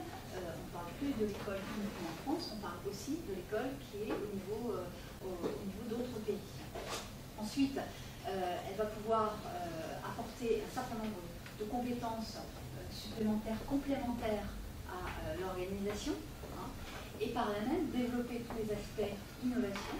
Et il faut savoir que l'apport de l'interculturel a un impact sur l'aspect managérial et sur la qualité managériale d'une organisation. D'accord ? Puisque ces références, d'un seul coup, changent, son prisme, son regard change, puisqu'elle intègre des gens qui, eux, posent question en matière managériale et demandent une certaine adaptation de l'organisation. Est-ce qu'il y a des risques d'échec? Il y a bien sûr des risques d'échec, et le principal risque d'échec, c'est de ne pas voir que la différence s'accompagne, quelle que soit cette différence. L'entreprise, aujourd'hui, on l'a dit, hein, en France, on a notre propre façon de voir, on peut avoir une certaine, parfois, prétention, et on imagine qu'on sait mieux les choses que les autres, hein, et du coup, on n'accompagne pas. Du coup, on va intégrer, je dirais, cet interculturel-là, on en a conscience, mais on ne va pas forcément l'accompagner. Alors, en matière de recrutement, c'est très prégnant. Moi, j'ai une particularité, c'est que je travaille sur la rencontre entre le secteur public et le secteur privé, puisque après 20 ans de RH dans la fonction publique d'État, ça marque un petit peu. Donc, je me suis dit maintenant que je suis mise à mon compte, je ne vais pas complètement oublier mon passé. Et puis il s'avère que j'ai travaillé beaucoup avec le ministère de la Défense et le ministère de l'Intérieur, et que je me suis passionnée pour les profils de gendarmes, de militaires et de policiers. Et ces gens-là, eh bien, au cours de leur vie professionnelle, sont amenés, obligatoirement pour certains, et pour des raisons de perspective de carrière pour d'autres, à sortir de leur métier initial pour aller soit dans d'autres administrations ou aller dans le secteur privé. D'accord ? Donc, ces gens-là, j'ai travaillé avec eux de nombreuses années, donc je connais bien leur profil, et je les propose aux entreprises, généralement sur des métiers qui sont liés à la sécurité, à la sûreté et sur le risque. Et ma première démarche en tant que recruteur va être de comprendre ce que l'entreprise recherche quand elle veut recruter quelque chose. Elle fait un recrutement particulier. Qu'est-ce qu'elle attend de ce recrutement-là? C'est bien de vouloir recruter un gendarme, un policier, un militaire, ça peut faire bien dans le paysage de l'entreprise, mais en même temps, si elle n'a pas réfléchi sur l'apport véritablement de ces personnes-là, puisqu'ils ont un apport particulier, puisqu'ils ont un parcours particulier, il est clair qu'elle ne capitalisera pas sur eux et qu'il y a un risque très fort pour que la personne recrutée ne se retrouve pas, ne puisse pas s'intégrer au sein de l'organisation. Ça, c'est ma première démarche. La seconde démarche va être de comprendre leurs besoins en matière de compétences, hein, et puis de trouver parmi les candidats à cette seconde carrière, eh bien, les personnes qui sont bien évidemment techniquement compétentes, ça on est bien d'accord, mais surtout qui sont capables de s'adapter parce que leur parcours professionnel leur a permis à un moment donné de rencontrer peu ou prou des problématiques que l'entreprise gère. Et ensuite de voir le gap qu'il y a entre leur culture à eux, leurs connaissances, leurs compétences en matière d'intégration par rapport à la culture de l'entreprise, et de travailler avec l'entreprise sur comment combler ce gap. Je les accompagne également en coaching pendant 3 mois, de manière à leur permettre de s'intégrer dans l'entreprise. Et on travaille sur l'action, comment on agit, sur pourquoi on agit, et pour leur permettre d'agir plus vite, de manière plus pertinente, et de se désinhiber aussi par rapport à leur action. Donc en fait, ce processus-là, eh bien, peut être mis en place dans n'importe quel, je dirais, processus d'accompagnement quand on souhaite qu'à un moment donné, prendre en charge la notion d'interculturel et permettre à un groupe, permettre à une personne de s'intégrer dans l'organisation dans laquelle elle va travailler. Oui, c'est une façon de pallier le risque de recrutement interculturel pour l'entreprise. Tout à fait. Qui est un risque, parce que toute action à un moment donné est risquée, hein, quoi qu'on fasse, hein, traverser la rue, c'est risqué, mais à partir du moment, l'idée n'est pas de supprimer le risque, l'idée c'est de l'accompagner, c'est de prendre en charge de manière à ce qu'on arrive à le maîtriser et à le gérer le mieux possible. Et on voit bien que ça fonctionne beaucoup mieux dans ce sens-là. Je vais prendre un exemple.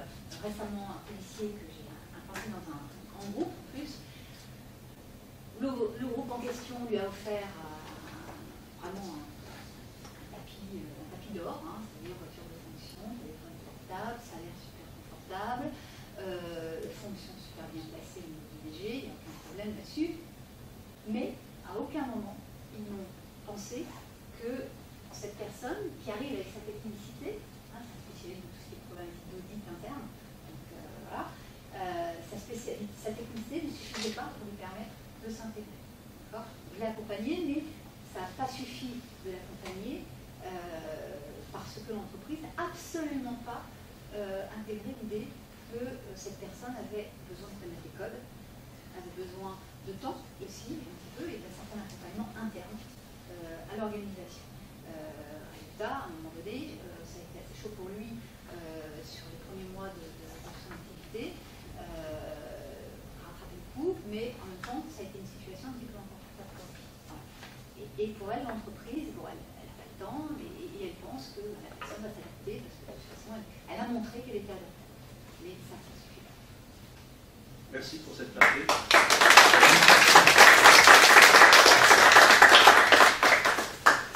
Dans l'ordre de nos interventions, nos orateurs, c'est notre oratrice, Stéphanie Calleux,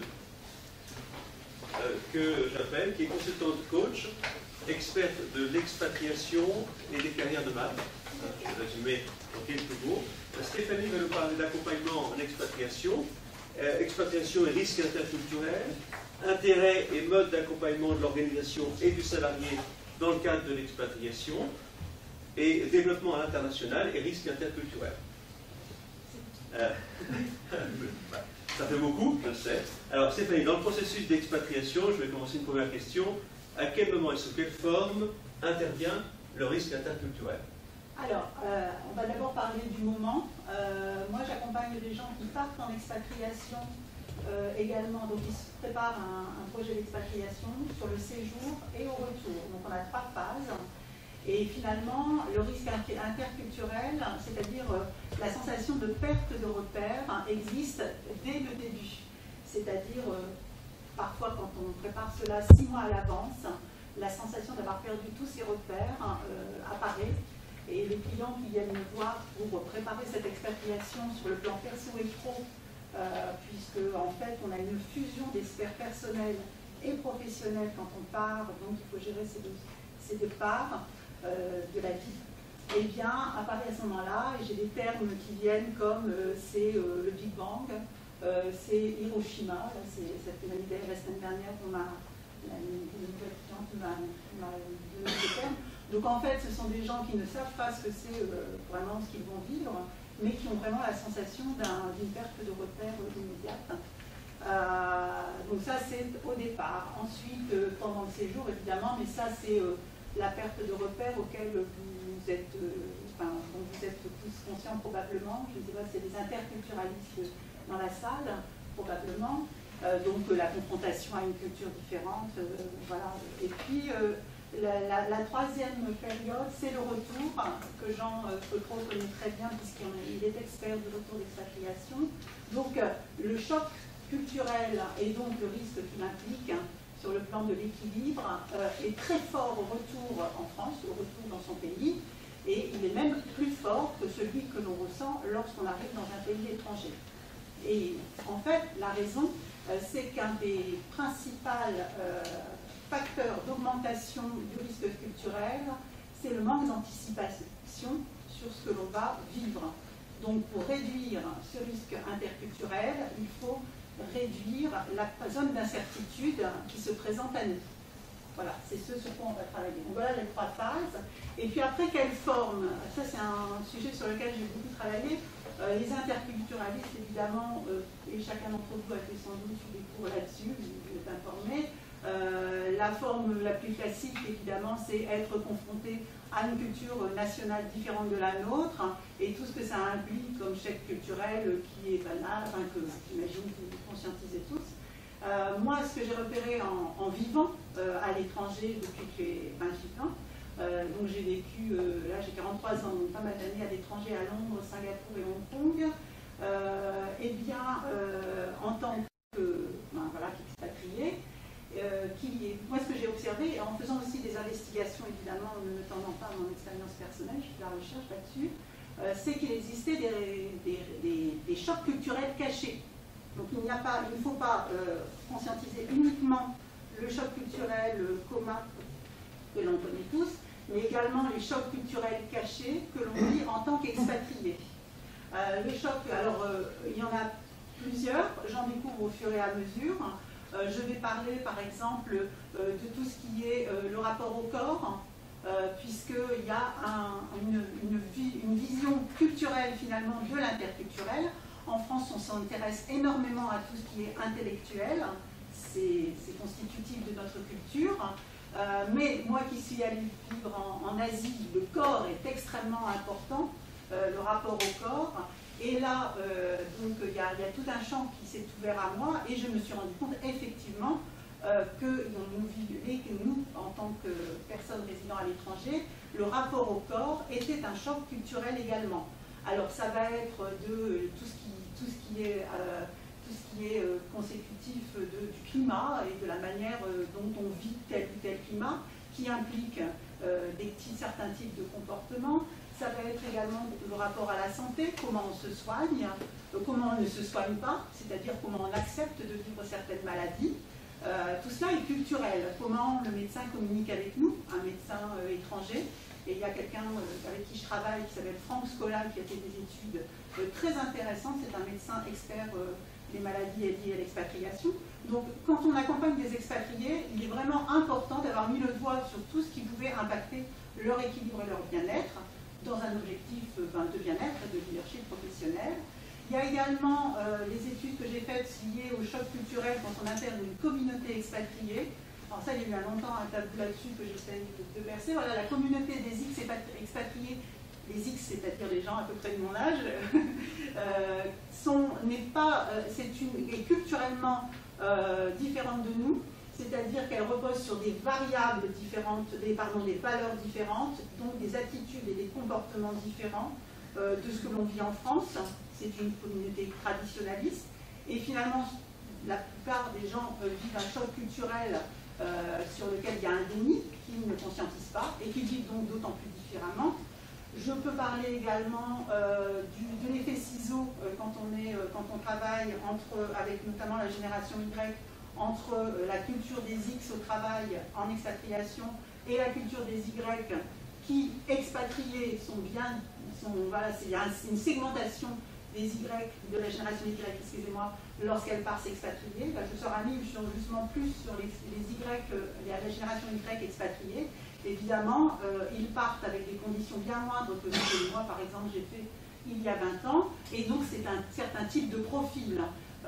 Et une fois en expatriation, quand ils travaillent avec des expatriés X, eh bien, on a un effet ciseau au niveau du choc culturel. Voilà, donc je vous passe tous les chocs culturels cachés que j'ai pu observer, mais ils rentrent en résonance entre eux, évidemment. Poids très fort de ceux qui sont cachés, plus fort finalement souvent que ceux qu'on conscientise. Et voilà, et tout ça nourrit le risque culturel. Et alors, comment vous les accompagnez? Quel type d'accompagnement vous mettez à l'œuvre? Alors, en fait, moi, je travaille en accompagnement personnel, donc sur des gens qui ont un projet de départ ou de retour, donc sur lequel il faut recadrer leurs compétences. Au niveau des formations, et aussi je fais des conférences d'ateliers. En fait, c'est très intéressant de travailler avec une approche interculturaliste. En ayant vécu à l'étranger,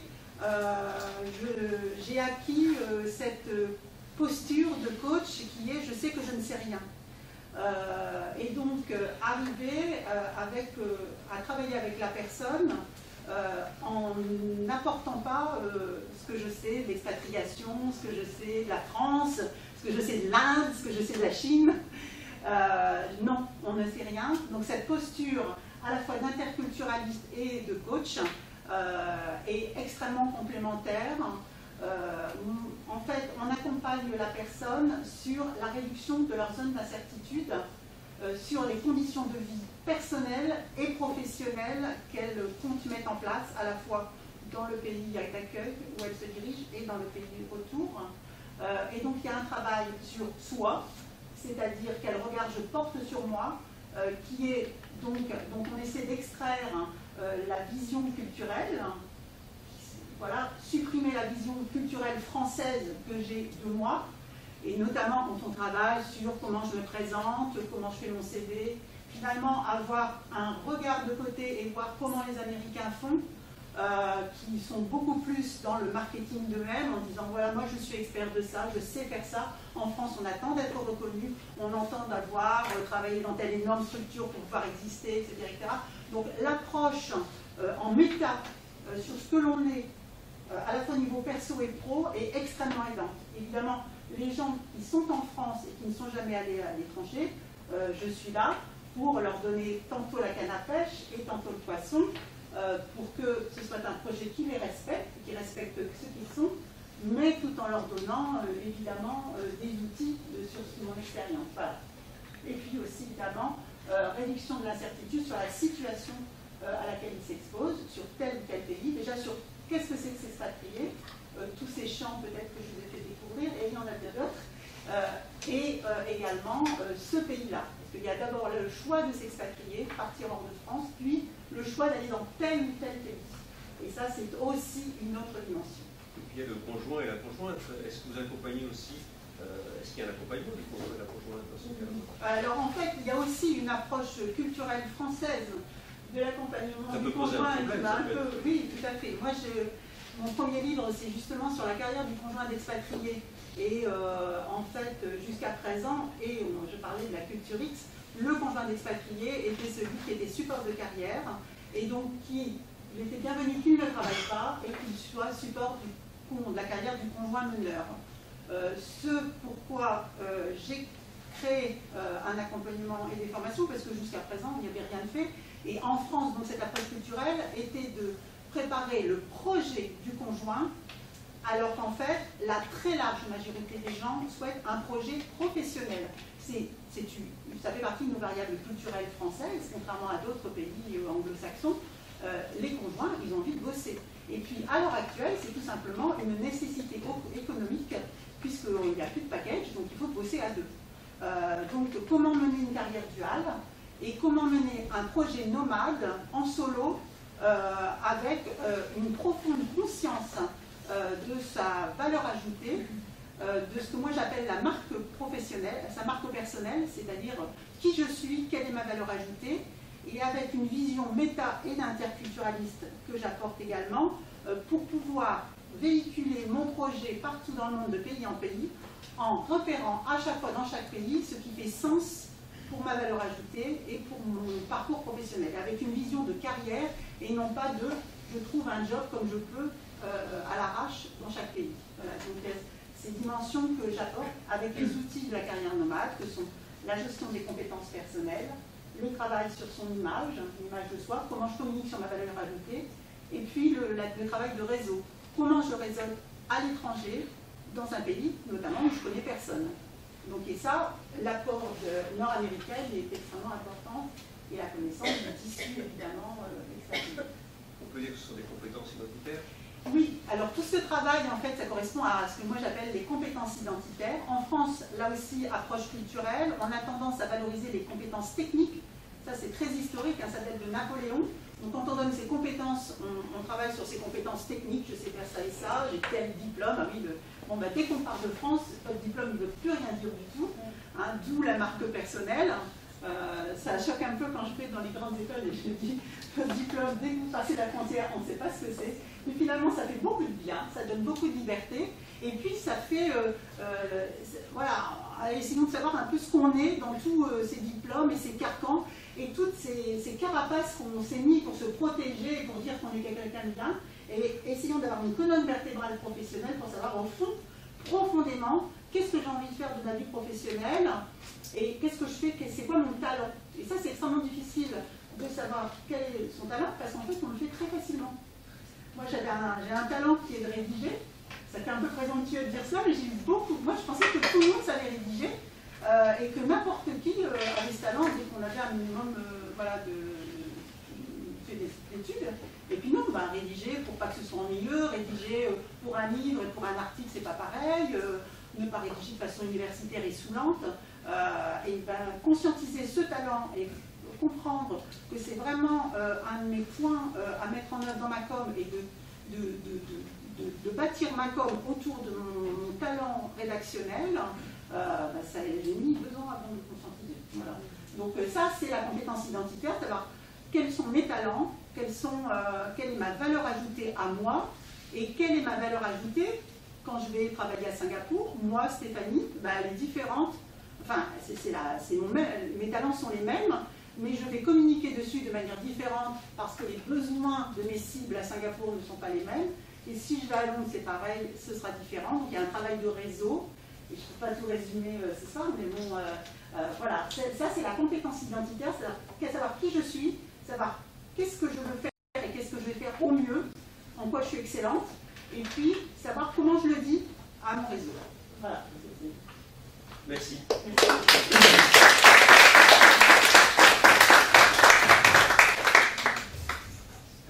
Bien, c'est au tour d'Emmanuel Dupont de venir me rejoindre.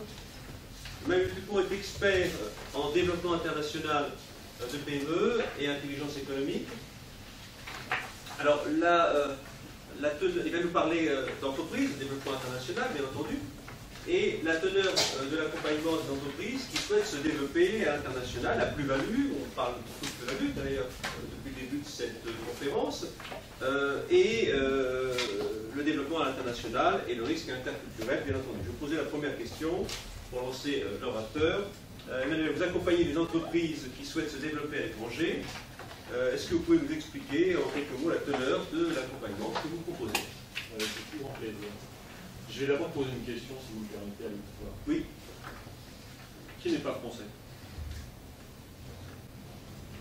Les autres, vous êtes français. Parfait. Donc, merci pour ceux qui ne sont pas français de vous intéresser à nous, français. Et rassurez-vous, français, nous sommes formidables. Nous sommes formidables, et c'est le démarrage de la réflexion qui m'a amené à créer mon activité. Activité qui est l'accompagnement et la sécurisation du développement à l'international de PME. La problématique, c'est que, certes, nous sommes formidables, mais nous ne sommes pas les seuls. D'autres sont formidables partout autour du monde. D'accord ? Maintenant, nous sommes un peu auto-centrés. On a un effort de séduction à faire pour pouvoir vendre nos prestations, nos services, nos systèmes. Mais quand, à titre individuel, on veut séduire quelqu'un, on commence par s'intéresser à la personne. On réfléchit. On essaie de réfléchir à ce qu'il ne faut pas dire, ce qu'il faut dire pour être le plus séduisant possible, pour se vendre. Mais pour les entreprises, c'est un peu pareil. Et donc je suis parti, en fait, d'un triple constat. Tout d'abord, en France, mais l'activité économique repose principalement sur des PME. On parle de 90 à 95% des entreprises françaises qui sont des PME. Ces PME, elles souffrent beaucoup aujourd'hui. Pourquoi? Parce qu'elles ont eu l'habitude de vendre leurs prestations principalement au niveau régional. Au niveau région française, au niveau français, et éventuellement pour les plus avancés sur les pays limitrophes. Ça devient compliqué en ce moment. Deuxièmement, vous avez des zones émergentes, un peu partout autour du monde, qui sont en pleine croissance, et donc il y a des besoins qui apparaissent. Et sur place, il n'y a pas forcément les offres qui répondent à ces besoins. Et troisièmement, vous avez des entrepreneurs français, des patrons de PME, qui eux souffrent aujourd'hui à titre individuel. Beaucoup d'entre vous, certainement, accompagnez des entrepreneurs français qui sont en souffrance. Parce qu'aujourd'hui, ils gèrent des entreprises qui ont de plus en plus de mal à se développer. Ils savent très bien, de façon intuitive ou de façon suite à une réflexion, qu'il faudrait qu'ils aillent à l'international pour se développer, mais ils ne savent pas comment. Ils sont obligés de gérer leur entreprise de façon opérationnelle au jour le jour, et ils ont ce qu'on appelle la tête dans le guidon, et ils ne savent pas toujours non plus avec quels moyens d'accompagnement humain, mais également financier, ils pourront demain se développer à l'international. Ces gens-là ont besoin d'être aidés. Et c'est là qu'effectivement j'ai créé mon entreprise, IntelligenceWare, sur la base de, eh bien, il y a un besoin, faisons en sorte qu'effectivement on puisse revenir aux fondamentaux, c'est-à-dire faire en sorte que l'offre et la demande se rencontrent. Sauf que ce qui se faisait initialement facilement au niveau local, c'est un petit peu plus compliqué parce que ça se place à une autre échelle géographique. Et donc ça induit effectivement un certain nombre de prestations de services d'accompagnement qui passent par de l'intégration de services, qui passent par de l'intermédiation, qui passent par de l'accompagnement, par de la gestion de projet. et c'est ce que je propose aux entreprises. C'est la plus-value que vous proposez entre ces différentes spécialités. Alors, la plus-value, c'est surtout dans l'accompagnement du patron d'entreprise. Lui permettre effectivement d'avoir accès à des besoins locaux. Oui. Comment? Oui. Tout d'abord en proposant des prestations de services qui vont du plus simple au plus complet. Donc dans certains cas, c'est juste commencer par des études de marché, faire des due diligence, identifier des partenaires, identifier des environnements, des contextes économiques, sociaux, politiques qui peuvent être extrêmement compliqués, sécuritaires également. Et ça peut être également identifier des réseaux d'influence, proposer des cartographies de réseaux d'influence. Qui doit-on toucher pour pouvoir effectivement atteindre notre objectif? Mais ça peut être également effectivement rassembler plusieurs entreprises, intégrer leurs prestations pour répondre ensemble à un besoin complet sur place pour répondre à un appel d'offres institutionnel local. Et comment je fais ça? Et la valeur ajoutée, c'est que systématiquement, sur tous les pays, je m'appuie sur un partenaire local. Un partenaire local de confiance que j'ai pu identifier, qui est un partenaire qui est de droit local, dirigé ou pas par une personne locale ou par un Français qui est sur place depuis très longtemps, parce que c'est ce qui me permet d'identifier les besoins, de les faire remonter, d'aller chercher les entreprises qui vont répondre à un besoin existant. Mais ça nous permet également autre chose. Ça nous permet de faire effectivement de l'intelligence interculturelle. En s'appuyant sur quelqu'un qui connaît la culture parce que c'est sa culture, il va éviter de nous faire commettre un certain nombre d'impairs. Il va nous permettre de comprendre les réels enjeux derrière une expression de besoin qui peut être incomplète. Il va nous permettre aussi, si on arrive à la gestion de projet, d'accompagner le projet dans le cadre d'une gestion de proximité du projet. Et alors, dans le cadre de cet accompagnement, à quel moment il y a risque? À quel moment le risque peut intervenir? Puisqu'on est sur cette thématique du risque et le fil conducteur de la soirée. Tout de suite. Le risque Et comment interculturel, oui, le risque interculturel intervient tout de suite. Parce qu'à partir du moment où vous avez identifié un besoin et que vous voulez répondre à ce besoin, vous proposez une prestation de service ou vos produits ou vos systèmes, derrière l'expression de besoin telle qu'elle est rédigée, souvent se cachent des enjeux cachés. Je vais prendre un exemple. J'ai accompagné récemment 8 entreprises qui répondaient à un appel d'offres institutionnel en Afrique du Sud sur des problématiques sécuritaires et exprimées comme telles. Certes, l'institutionnel en question a, dans le cadre de sa mission, la mission donc de protéger les concitoyens sud-africains et donc de faire en sorte que la situation sécuritaire s'améliore. Maintenant, lorsque l'institutionnel fait sortir un appel d'offres pour faire en sorte que les forces de sécurité intérieure montent en gamme, les réels enjeux sont autres. Le problème en Afrique du Sud, pour prendre cet exemple-là, c'est que, en fait, l'image sécuritaire du pays est désastreuse. Le pays et le président particulièrement doivent faire en sorte que la croissance s'améliore pour générer des emplois, pour régler la problématique d'emploi vis-à-vis d'une population extrêmement jeune. D'accord ? Donc ce qu'il lui faut, c'est attirer des investisseurs étrangers pour créer de l'activité économique, pour créer de la croissance, pour créer des emplois. Donc en fait, derrière l'enjeu tel qu'il est exprimé initialement, vous avez un enjeu de communication.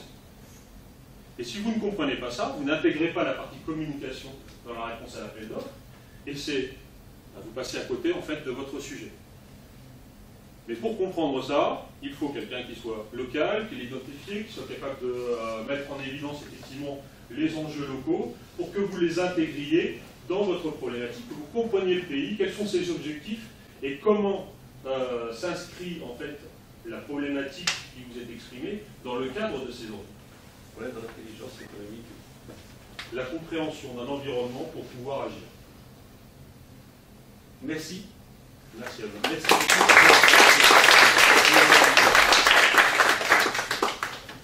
Notre dernier orateur de ce soir, Jean Potreau, j'appelle un jeune orateur virtuel, c'est notre invité témoin. Il est coach, président du conseil Magellan de l'International, ancien DRH, habilité chez EDF.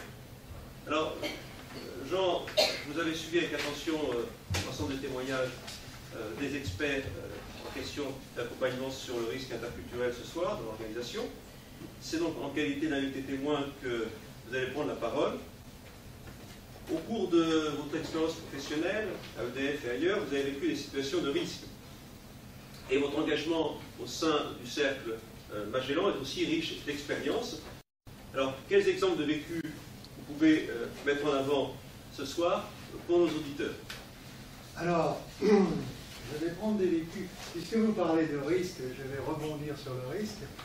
J'ai exploité des réseaux d'électricité et de gaz avec parfois, malheureusement, des incidents. Il en est arrivé à Paris ce week-end, là. Et là, on est vraiment confronté au risque. Mais ce n'est pas de ça que j'ai vraiment envie de parler. C'est de la notion de risque. On a parlé de risque interculturel. Pour moi, le risque a deux significations. C'est à la fois positif et négatif. Quand on investit en bourse, on prend un risque, certes calculé, mais c'est un risque positif. On va gagner, on va s'enrichir, entre guillemets. L'interculturel, c'est un risque de même nature, c'est-à-dire qu'on prend le risque de se développer, de s'épanouir en se confrontant à l'interculturel. On prend le risque de se planter aussi. Il y a un certain nombre de situations dans lesquelles on se plante. Donc je crois qu'il faut bien avoir à l'esprit, et moi c'est comme ça que j'ai toujours raisonné, l'interculturel est un risque positif. Alors le risque, il est pour l'entreprise, on en a parlé, je me réfère à tout ce qui a été dit, mais il est aussi pour soi, et c'est ça que j'ai un petit peu envie de développer. Pourquoi est-ce que je me suis intéressé à l'international, étant un Français de souche, tout ce qu'il y a de plus français, depuis 300 ans issus du même endroit avec des arbres généalogiques, c'est que dans ma famille, il se trouve qu'il y a trois traditions. Une tradition catholique, une tradition maçonnique et une tradition protestante. C'est-à-dire qu'au départ, quand j'étais enfant, le risque multiculturel, parce qu'à travers ces trois traditions, il y a des différences, vous imaginez. Le risque qui a été dans la construction de ma propre identité. Et je me suis intéressé à l'international le jour où j'ai eu une certaine sérénité par rapport à mon identité. Et je crois que toute personne qui fait de l'international est confrontée à ce même risque. Et si je m'intéresse au retour pour y travailler depuis 15 ans, c'est parce que c'est le moment de l'intégration de la multiculturalité en soi. Et souvent, l'échec des retours, c'est cette incapacité à vivre en même temps une culture qu'on a apprise et une culture, j'allais dire, dont on a hérité. Moi, j'ai un héritage multiple, mais ce risque-là, il est fondamental. Et souvent, quand on n'est pas à l'aise dans les situations interculturelles, si on y réfléchit bien et si on prend une approche de coach avec soi-même en se questionnant, on s'aperçoit que finalement, on n'est pas très à l'aise avec sa propre identité. On a des choses chez nous qui nous taraudent. Rassurez-vous, je ne suis pas encore très à l'aise avec mon identité, mais j'y travaille. J'y travaillerai sans doute encore longtemps. Mais je voudrais souligner ce point qui est assez rarement souligné dans les questions d'interculturel. Et pour ne pas être trop long, parce que j'arrive en dernier, et il faut aussi que vous ayez le temps de poser des questions, je voudrais vous parler d'un deuxième sujet sur lequel je travaille, qui n'est pas en dehors de l'interculturel, qui est sur le management durable. Le management durable, on sait que je travaille avec des coachs dans l'atelier du dirigeant durable, et ce que je commence à comprendre, c'est que dans les difficultés des entreprises, et notamment des entreprises françaises en termes de management, il y a une question culturelle.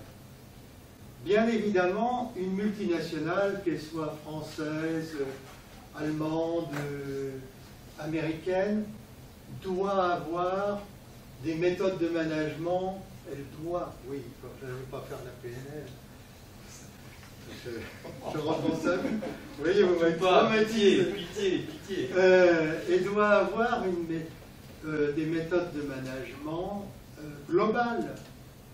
Elle doit avoir une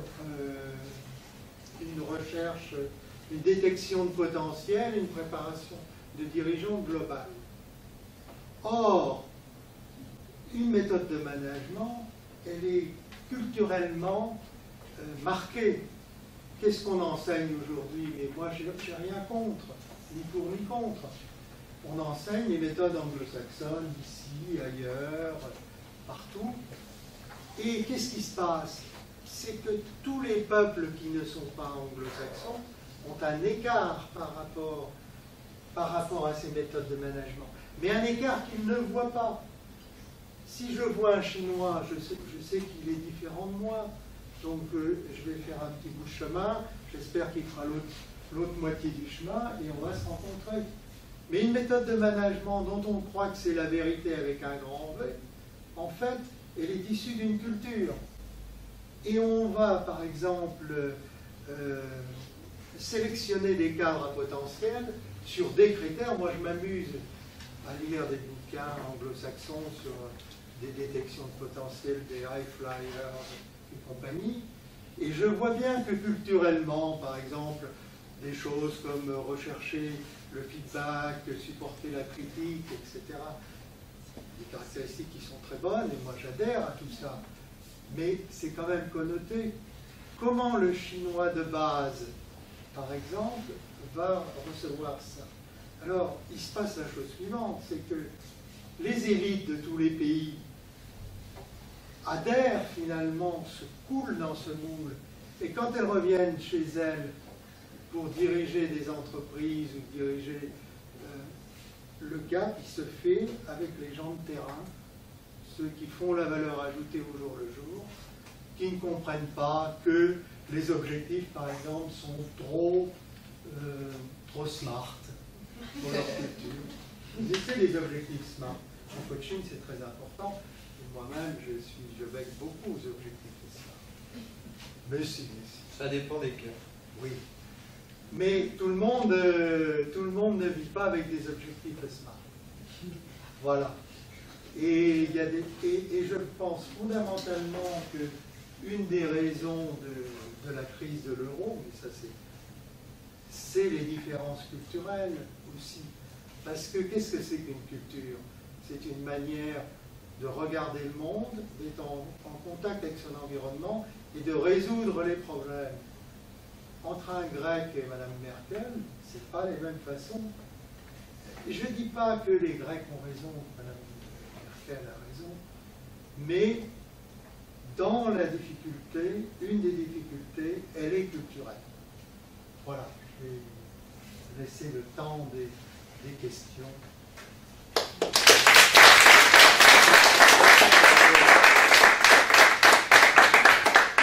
À présent, je vous propose donc quelques questions de la salle.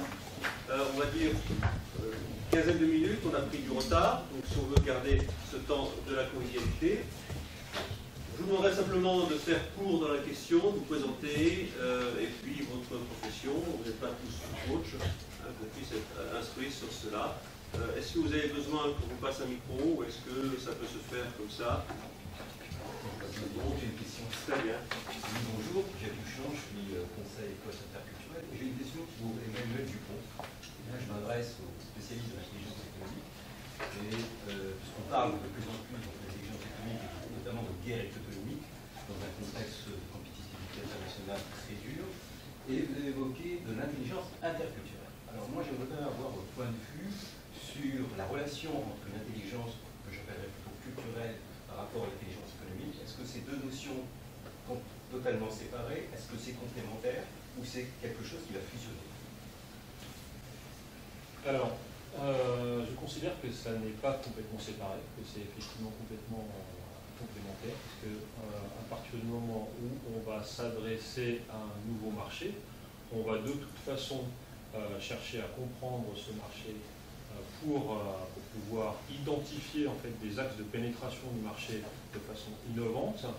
Maintenant, à partir du moment où on va rentrer sur un marché qui, au-delà d'être en évolution, se situe effectivement dans un espace géographique et culturel différent, il va falloir intégrer effectivement, à la fois dans l'identification de l'axe innovant, toute la partie effectivement culturelle et compréhension de la culture locale, aussi bien en termes de comportement individuel, de comportement consommateur, de comportement lié à une situation spécifique dans le pays, pour pouvoir effectivement s'adresser à ce pays et à ce marché dans ce pays de façon aussi pertinente et efficace que possible.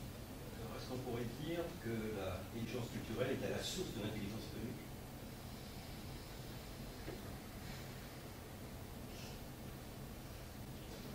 C'est une bonne question.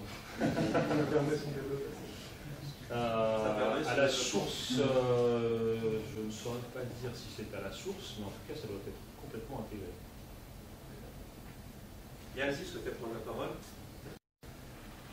Oui, donc Yann Andro, consultant formateur ressources humaines et coach.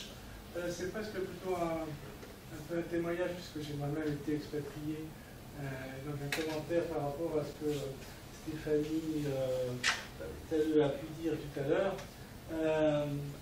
C'est peut-être un contre-exemple, et je pense que vous avez raison sur le fond quand vous parlez du diplôme à l'étranger qui n'a plus de valeur.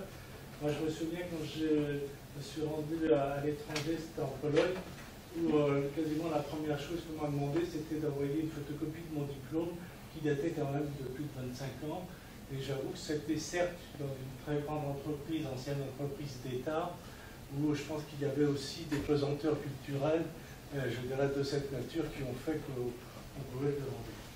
Donc c'est juste un peu une sorte de contre-exemple ponctuel. Par rapport aussi à ce que vous avez décrit sur tout ce que peut être la question de la carrière du conjoint, moi m'est venu à l'esprit aussi des pays où en fait on n'accepte pas que le conjoint travaille. Alors justement, il y a une réflexion à mener qui peut être culturelle, évidemment, la vision culturelle de ce qu'est un travail. Et moi, je travaille, quand je travaille avec une personne, c'est sur la notion de carrière, et à la fois sur la notion de sa carrière et aussi de gestion de carrière duale, c'est-à-dire la négociation entre époux sur ce qui fait sens pour moi, et il y a déjà ça au préalable. Une réflexion sur quel est mon objectif de carrière, qu'est-ce qui fait sens pour moi dans ma carrière, et ça c'est propre à chaque individu. Il y a des gens qui me disent, moi c'est me former, moi c'est travailler dans un milieu interculturel, c'est travailler pour quelque chose qui porte des valeurs qui sont importantes pour moi.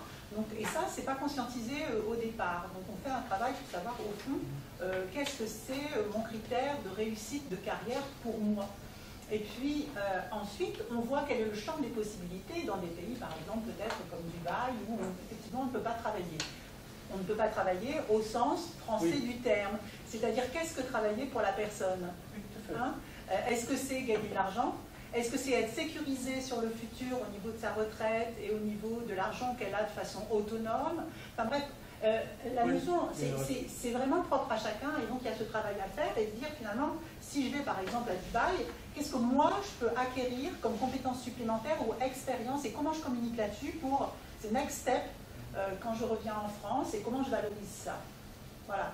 Et notamment, il y a une dame qui est revenue en France après, au sens français, n'avoir pas travaillé pendant 2 ans à Singapour, mais qui a fait des études de Feng Shui et qui a réussi à faire un saut au niveau de sa carrière au sens pyramidal du terme en France, en montrant qu'elle avait travaillé dans un milieu interculturel et qu'elle savait travailler dans un milieu interculturel, en arrivant à le verbaliser de façon hyper correcte et dans un langage d'entreprise.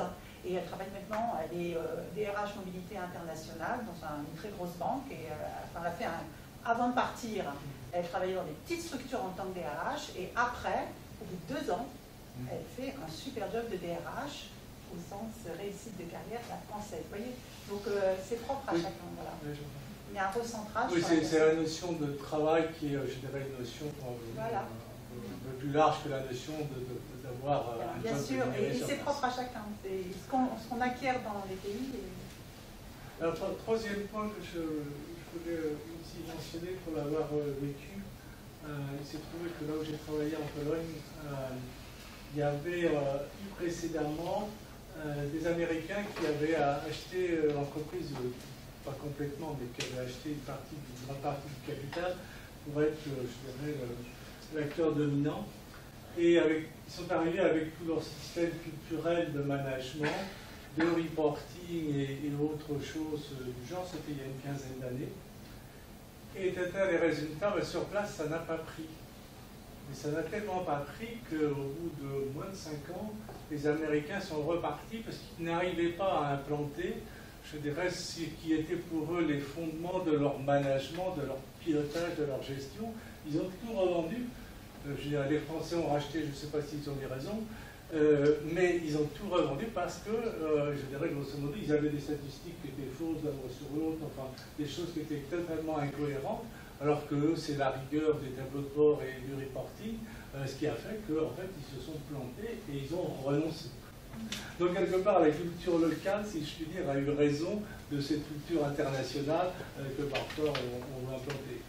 Ouais, c'est-à-dire que tout cet accompagnement à l'interculturel, il existe et c'est pas pour rien, parce que quand on voit les gens, comment ils le font de façon empirique, moi je travaille sur les carrières des gens, et les gens ils arrivent, ils essayent de se dépatouiller comme ils peuvent, parce qu'on leur a jamais appris comment, comment gérer une carrière. Enfin moi c'est la gestion de carrière dont je m'occupe, mais arriver comme ça et ne pas avoir d'approche et de connaissances interculturelles et se dire je vais essayer de me dépatouiller, enfin forcément c'est de l'empirisme et après... Vous illustrez là aussi ce que je disais tout à l'heure sur les écarts culturels entre un management extérieur et puis une culture locale. Alors, la grande difficulté, c'est quand il n'y a pas d'Américains. Là encore, on pouvait identifier la cause. Mais on voit se développer des méthodes de management aujourd'hui dans les pays qui sont appliquées directement. C'est ça une des difficultés aujourd'hui. Et ils sont appliqués au prisme de la culture locale. Oui. Et de la PNL, moi je suis fasciné, c'est un des parcours que j'ai fait en France et en Allemagne. Je me suis infligé ça avec beaucoup de plaisir. Et ça n'a rien à voir. Pourtant, on est a priori sur le même bagage. Et vous parliez également du rapport au corps. Moi je me suis retrouvé à Berlin avec l'équipe d'animateurs, de formateurs à la PNL. On allait au lac. Et au lac, tout le monde s'est mis au LP, on allait plonger. Moi, je suis arrivé là-dedans. Bon, et pourtant, j'ai grandi. Et imaginez ça, pour un Français, non, je vous donne juste cet exemple-là, parce qu'il est super classique, tout le monde est connu. C'est hyper connu. Mais, bon, vous voulez, le cliché, c'est la connaissance. Quand vous rentrez dans le lieu de l'expérience, et que ça vous arrive, même si vous avez fait la représentation, même si vous l'avez construite, si vous voulez, à la limite, dans un modèle d'apprentissage de base, des codes culturels du quotidien, vous êtes dans la première étape, vous êtes dans la prise de conscience, vous êtes dans l'élaboration. Il n'en reste pas moins qu'à un moment donné, le fait de se jeter à l'eau, il reste plein et entier. Et là, je prends la métaphore, mais voilà, on peut, à partir des situations du quotidien comme ça, travailler. Il y a énormément de choses à travailler qui sont très belles. Moi, j'aimerais revenir juste à une chose que vous aviez dit, que je trouve absolument essentielle, c'est le moment du retour, c'est le moment de l'intégration. J'ai commencé ma carrière assez rapidement, j'étais chez Mercedes au marketing international à Stuttgart. Juste la petite anecdote, le directeur du marketing international qui s'est occupé chez Mercedes pour le Brésil de l'ensemble tout ce qui est camions, etc. Donc grand monsieur promis un très grand avenir, au moment de revenir, finalement, la durée du séjour s'est prolongée, il s'y sentait bien, ça se passait bien. Au moment du retour, il a failli être éjecté de la structure, il s'est retrouvé tout en bas, et il s'en est failli d'un chouïa ils lui ont mis, en fait, ils l'ont mis dans en fait, c'était la succursale, la filiale. Non, c'est pas le placard, c'est le siège électable. Et donc, il a fait la performance quasiment au risque d'y perdre sa famille, au retour en Allemagne, juste pour redresser la boutique. Alors qu'il était promis en partant au plus grand avenir en rentrant. Tout simplement pourquoi? Parce que son parrain, son sponsor, son mentor a une critique à je veux dire, le réel, il est là. Donc, et le réel, moi j'ai accompagné et j'ai beaucoup étudié la question. Le réel, il est très concret. Quand on part de façon empirique, qu'on ne construit pas quelque chose qui fait sens pour soi, à la fois le conjoint meneur, le conjoint suiveur, et qu'on balance toute la famille comme ça dans le mixeur, ça aboutit, et ça on ne le dit pas assez, à l'alcoolisme, à des dépressions, à des choses extrêmement graves. Donc le mythe sexiste d'expatriation, voilà, s'il y en a certains qui pensent, c'est professionnaliser votre départ, votre séjour et votre retour. L'expatriation, on la banalise, on voit des tas de journaux, là, tout le monde part, allez, c'est Club Med. C'est absolument pas une expérience anodine. J'y ai vécu, sans doute beaucoup d'entre vous ont eu ce genre d'expérience et savent ce dont je parle. Du matin au soir, vous êtes à l'étranger, même votre lit, vous êtes à l'étranger. C'est absolument pas anodin, on ne part pas comme ça, la fleur au fusil, on professionnalise, c'est vraiment important. J'en ai vécu l'expérience et j'ai rencontré des tas de gens. Moi j'avoue qu'il y a des divorces, il y a des gens qui viennent, c'est trop tard, ils ont divorcé. La semaine dernière, il y a une dame, hop, elle vient et je travaille avec elle, mais elle a divorcé, elle revient en catastrophe. Ça peut être extrêmement grave. Voilà. Et je rebondirai juste juste une intervention et une question et on va s'arrêter ainsi. Juste pour rebondir sur la notion de retour. Moi, je ne travaille pas sur l'expatriation, mais je travaille sur le fait de sortir de son milieu professionnel qu'on a connu pendant 20 ou 30 ans, qui est la fonction publique, ou le côté militaire, la fonction publique qui est assimilée, pour aller dans un autre univers. Ces gens-là, eux, le retour, il n'y a pas de retour. Il n'y a aucun retour en arrière possible. Alors pour un militaire, pour moi, c'est d'entre eux leur contrat, mais pas plus pour un pur fonctionnaire qui est policier. Et là, moi, je m'occupe de ces gens-là, mais si je m'occupais d'autres fonctionnaires, ce serait exactement la même chose. Ils partent, trahissent l'institution d'une certaine manière, même si l'institution, elles arrangent bien de les voir partir, en termes de carrière, etc., et d'avancement, il n'y a pas de retour. Donc ça veut dire que s'ils se plantent là où ils vont, bah, ils n'ont plus rien d'autre en fait. Ils se sont simplement plantés. Donc au même titre qu'on prépare son départ à l'étranger pour pouvoir s'intégrer, etc., on prépare aussi son changement de carrière, on va dire, passer là ici, du secteur public, du secteur privé, pour pouvoir justement intégrer toutes ces différences. Je vous remercie, je suis désolé, je vais devoir interrompre les questions. On pourra les poser aux conférenciers qui vont rester avec nous pour le cours. Je suis vraiment désolé parce que là, on a un cadrage horaire. Je voudrais remercier bien sûr l'ESG, je voudrais remercier les conférenciers ce soir, Alain, Jean, Emmanuel, Philippe, Stéphanie et Sabine, que je remercie à double titre en tant que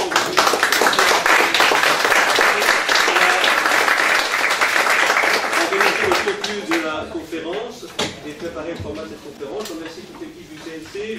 Vous-même, je vous remercie public pour la diversité de vos professions et votre attention. Et prenons date ensemble, si vous voulez bien. Le mardi 3 décembre, vous avez pu consulter notre site internet, ici même, sur accompagner le management de la diversité. Voilà, ce sera le thème, toujours dans ce cycle annuel sur le risque. Et pour celles et ceux d'entre vous qui souhaitent nous rejoindre ce think tank et travailler avec nous, nous avons ici Christian, qui est notre trésorier en chef, qui vous accueillera avec joie. Je vous remercie.